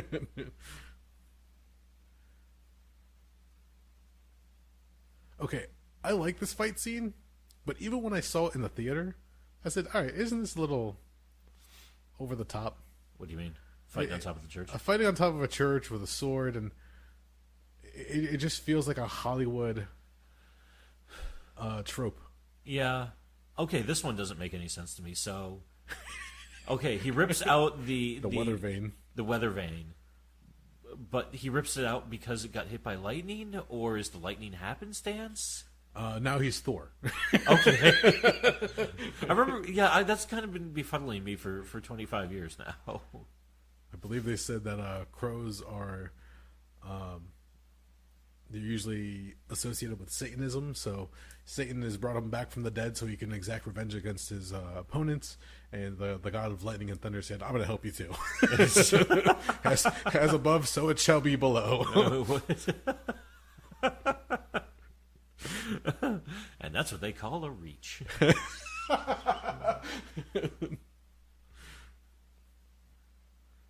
Oh no.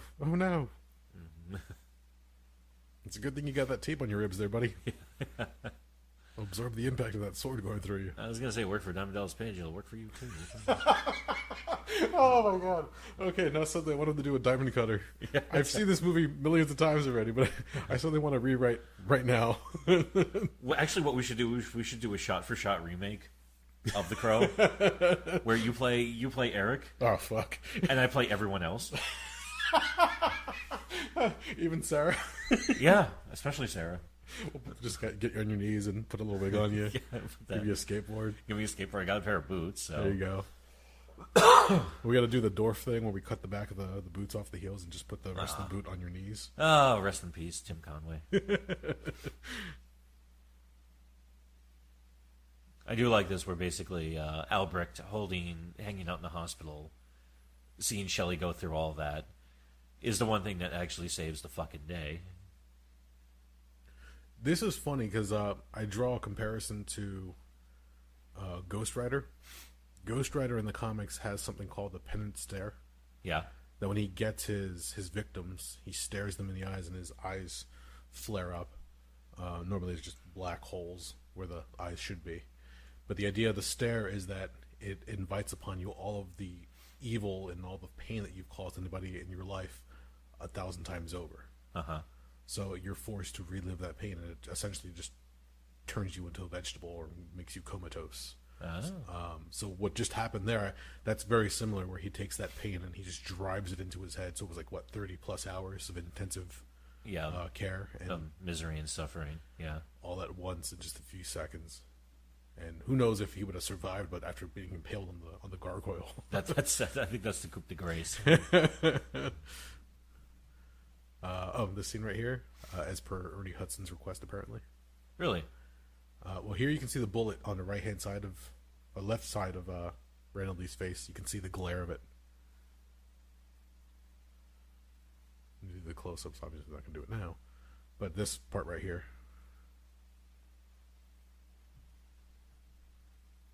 Oh, where he says "ew, yuck" to the cigarette. Oh, okay. Doesn't even try taking a puff; just spits it right out. Oh, I can see it. Oh, I never noticed that. Yeah, you can see the bullet there just dangling a little bit. Huh? Holy shit! See, I knew it was there. Yeah, good eye. I've watched this so many times. I can't tell you how many late nights I'd be by myself just watching this over and over again. I've had a good amount of nights where, you're. It's almost like I was trading for this episode specifically. This episode has been 25 years in the making of a podcast that's been running for 13 years. So if you add it all up, that's 38 years. There you go. Fuck. And there we have the exhausted, worn, nothing left, all but completely shot Eric, who's just fucked. Yeah. Yeah. See, this shot, the cathedral almost looks like it belongs. Yeah. But you're right. What you said in the beginning, that little grave section just seems like it's out of nowhere. It's also interesting, too. I just completely lost track of what I was going to say. It almost looks like the church from Batman a little bit. A little bit, yeah. I like that he just pulls them in. You missed it. You tend to wonder also what would be the fallout from this evening. Because I know Albrecht's involved. They just don't know how. And every other account they get is, so this guy who was murdered about a year ago came back and slaughtered all these people, to which everybody else is going to say, bullshit. But just the way you said that caught me off guard. And here we have Shelley returning. The lovely Sophia. Yeah, apparently they struggled a little bit because they weren't sure how many of the flashback scenes to include. Because they didn't want to make Brandon Lee's wife uncomfortable. Yeah. And then mysteriously, the grave is... Well, they got back in and they pulled the dirt on top of themselves? I don't know. It just they pulled the dirt on top. Well, listen, if a fucking whatever the fuck is the manifestation or whatever is using the crow as its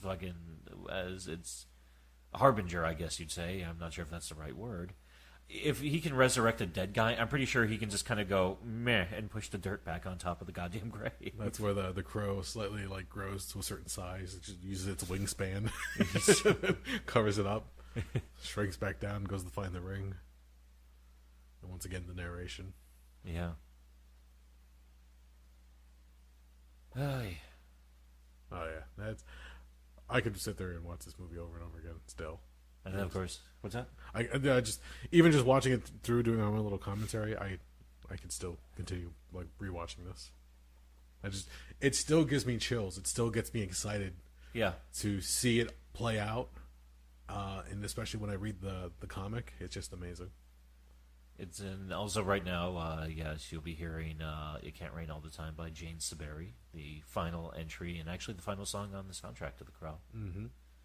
Which, again, if you talk about the graveyard having a weird out-of-place location in the city, the song on that soundtrack is very different from all the other songs.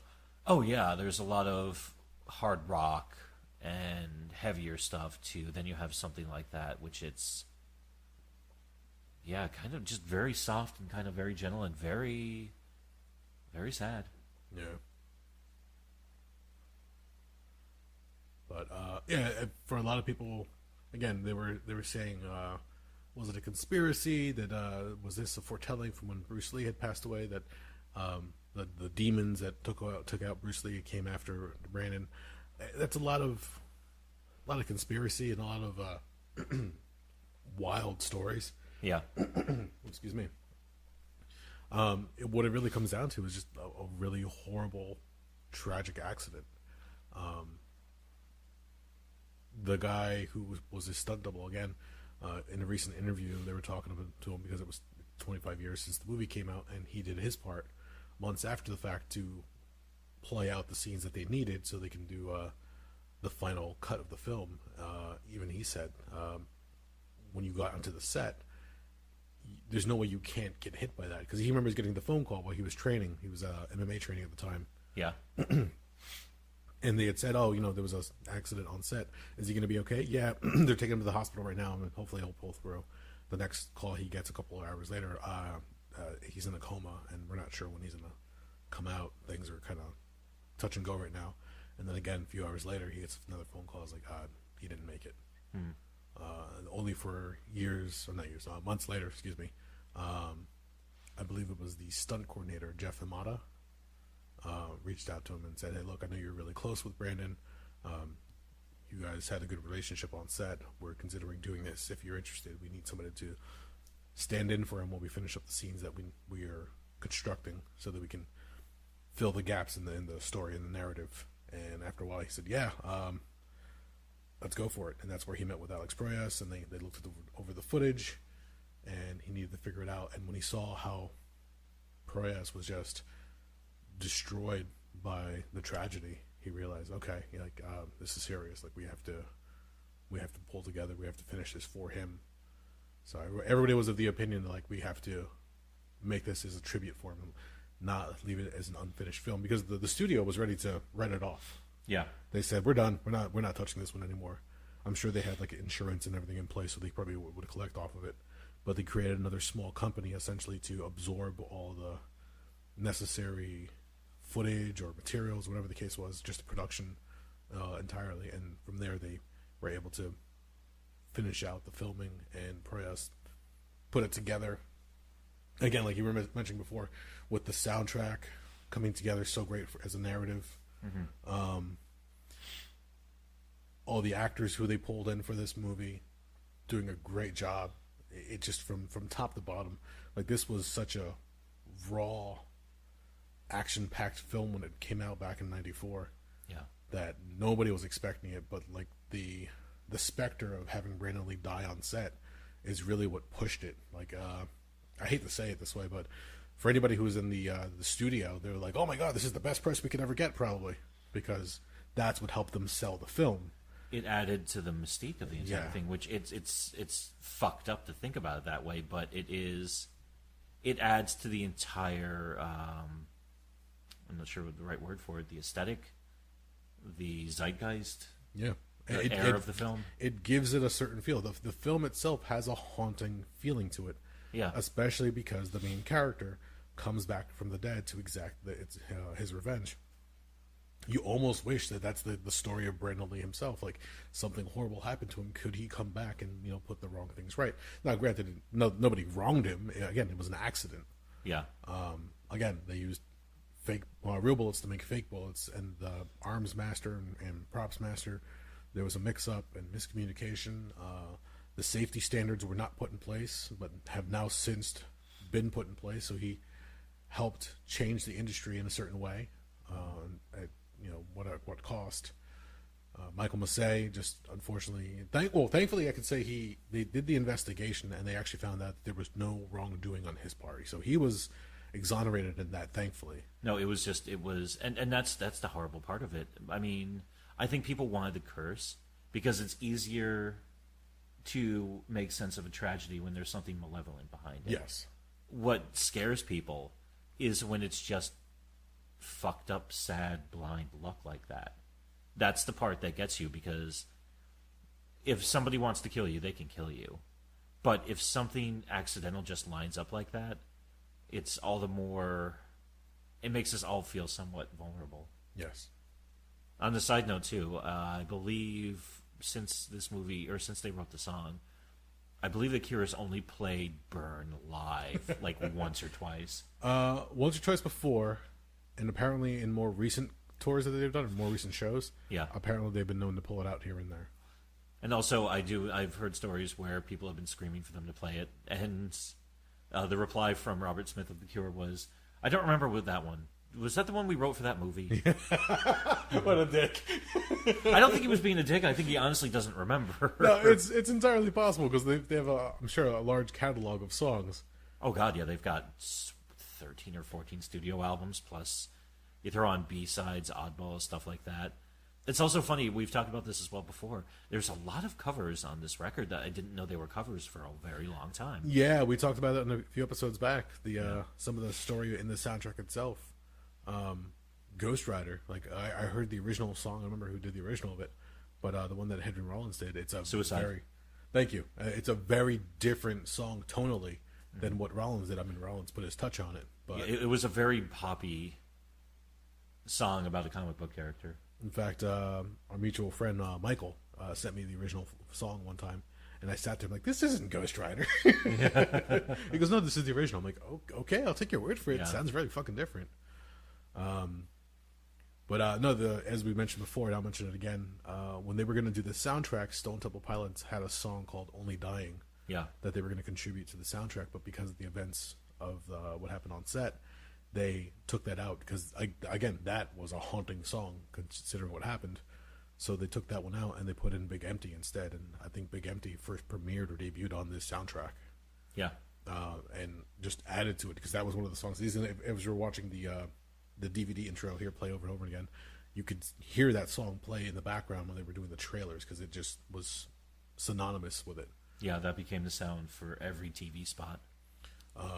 So they weren't sure what to do, but just recently they had put out a collector's edition of one of their albums, Stone Temple Pilots, on iTunes, and you could actually get the whole thing if you want, and they have a bunch of different songs on there, but they have the demo version of Only Dying on there.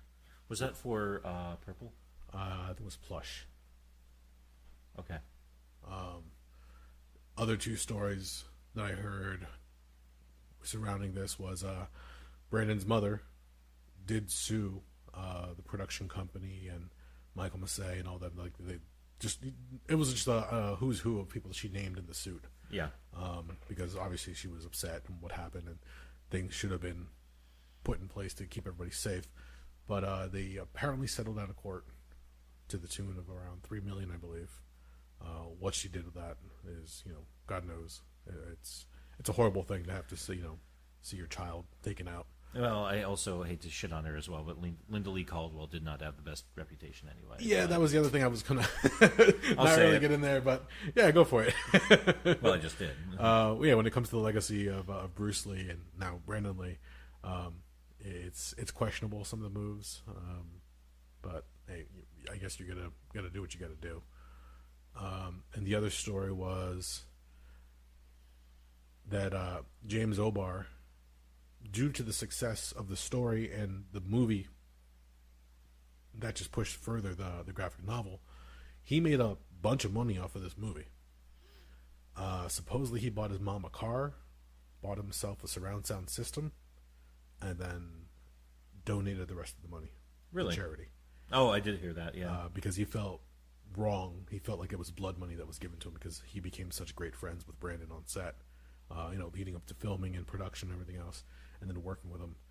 Because at first he was afraid that it was going to be a kung fu film, like another movie that was going to go straight to video. But after getting to know the guy and saw his take on the character and saw how much he was willing to put into it, his interpretation, he goes, "Oh my God, like this is going to be cool. This is going to be great." And then to lose a friend, I mean, if you watch the DVD extras, when you hear the story of what inspired James O'Barr to write this story, the loss of somebody in his life, how God can make something so amazing, so beautiful, and just take it away in a second. For that to happen again in making this film, I'm sure it just crushed him in a sense, to the point where he was like, I can't do this. So he just said, screw it, I'm going to give it away. And apparently, and I feel bad telling the story actually, because the last thing he tells in the story is he tried to keep it secret for so long because he felt it's not charity if you get credit for it. No, that's... Which is a fair. very good point, yeah. I mean, I love the fact that, in relation to that, after George Michael died, we found out he'd been giving away shit tons of money for years. Yes. He just insisted on don't tell anyone about it. Yep. So, but So, but now if you go to Comic Cons, James O'Barr has been coming out more and more. Has been signing autographs for fans. I mean, I know he somebody will bring on one of the pop vinyl figures. He'll actually open it up and draw on the figure's face a more authentic version of the makeup, and then puts it back in and then signs the outside of it. So just to give the fans something. Because normally, like if you're a collector, you're like, don't open it, mint in box. Yeah. But now you've got James O'Barr drawing on the character that he created.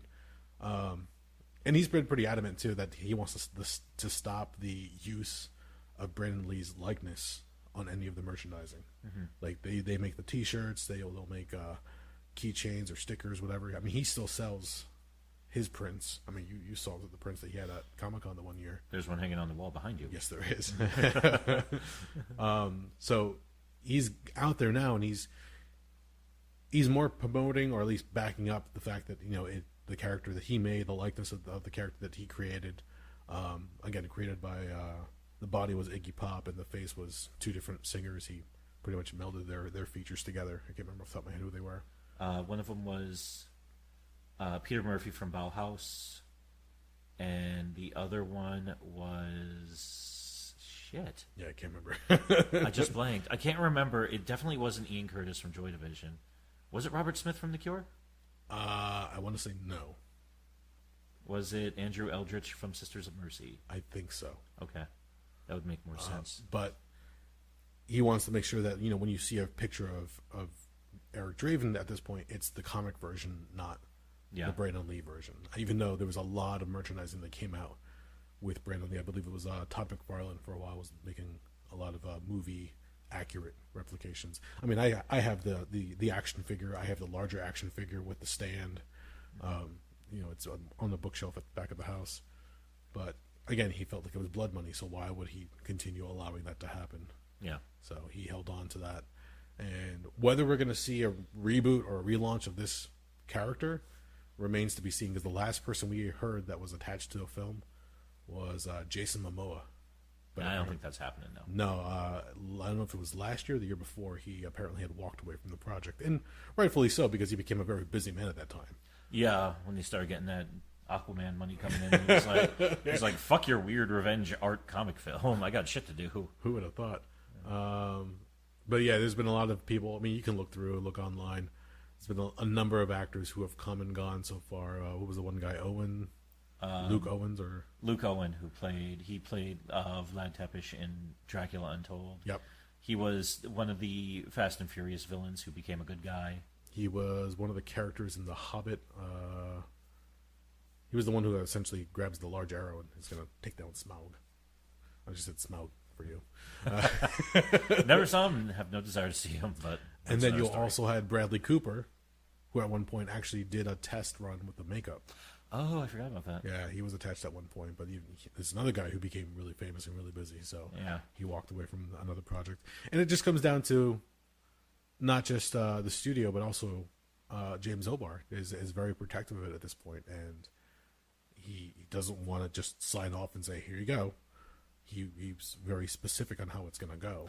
No, in fact, I believe he told us the story where he was contacted by a company and said, if you sign everything over to us on the spot right now, I will hand you this check for $100,000. Which is a fucking insult in my mind. Yeah, if it was like $1 million or $2 million, I can be like, okay, I might understand that the guy does it. But at that point, it was, $100 fucking grand, fuck yourself. Yeah, because this movie came out in 94. 94. And we always do this now because we like financials when it comes to movies and box office. The movie's budget was about $23 million, give or take. Yeah. It grossed worldwide $94 million. Damn. So it's a success as far as the studio is concerned. Even if you double for the advertising and everything else, even though this one had a push because of the accident. Hell, you could triple it and you're still making money. Exactly. So something came of this. This was lightning in a bottle. Would it have launched Brandon Lee's career? Again, that's the debate. Would this have been as big of a movie had the accident not happened? Who knows? And that's the sad part, is we can never get the answer to that one. If he hadn't have died, yeah, he'd be 54. Wow, you're right. Yeah, February of 65. Wow. Yeah, I believe it was, so that puts him at what, 28 when he passed away. Yeah, he wasn't even 30 yet. Wow, Jesus Christ! Yeah, I didn't even think of that. Yeah, because when you mentioned earlier when you first heard about the film, I was sitting in a doctor's office reading an Entertainment Weekly magazine, and there was a blurb about the movie. yeah. And I'm like, what the fuck is this? The Crow? And I filed it in the back of my brain, but then suddenly when the movie came around, and it opened on May 13th, Friday the 13th, my brother took me to, I don't even remember what theater it was. I think it was somewhere in Hillsborough. Huh. But I remember going to the theater, getting excited for it, because I saw some of the trailers as it was leading up to the night. Getting, the music brought me into it, the darkness, the grittiness of the trailer. Yeah. I have a thing for characters with face paint, so for me it was like I was ready and raring to go.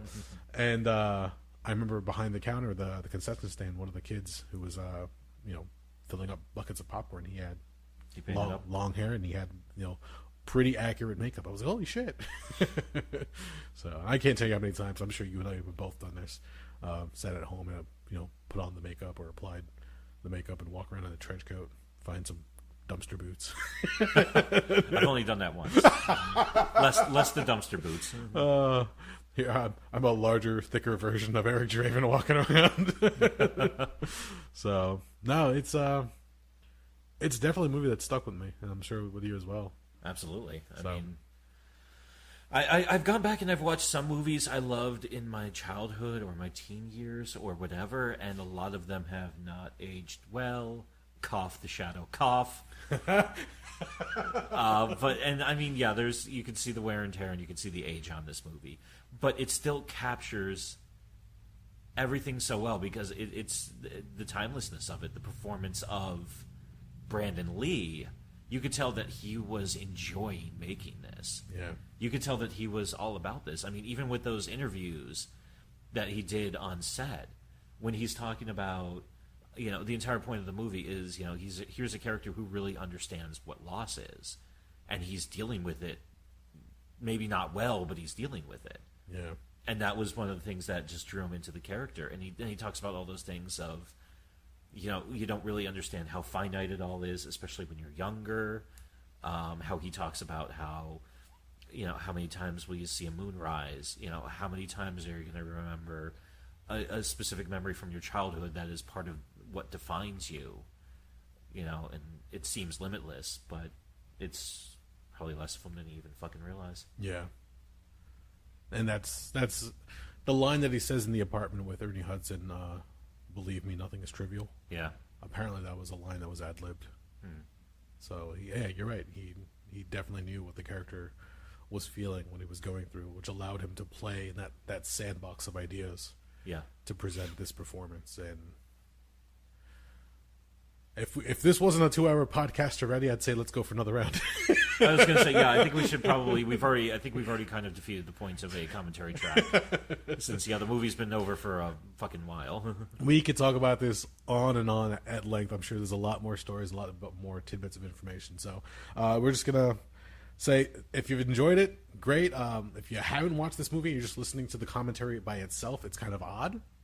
So do yourself a favor and boot up the movie and play along, because it's a great film. And here's the 25 years of The Crow. Hopefully, who knows what's going to happen with it going forward. But if you made it this far, thank you for listening. We are the Rabblecast.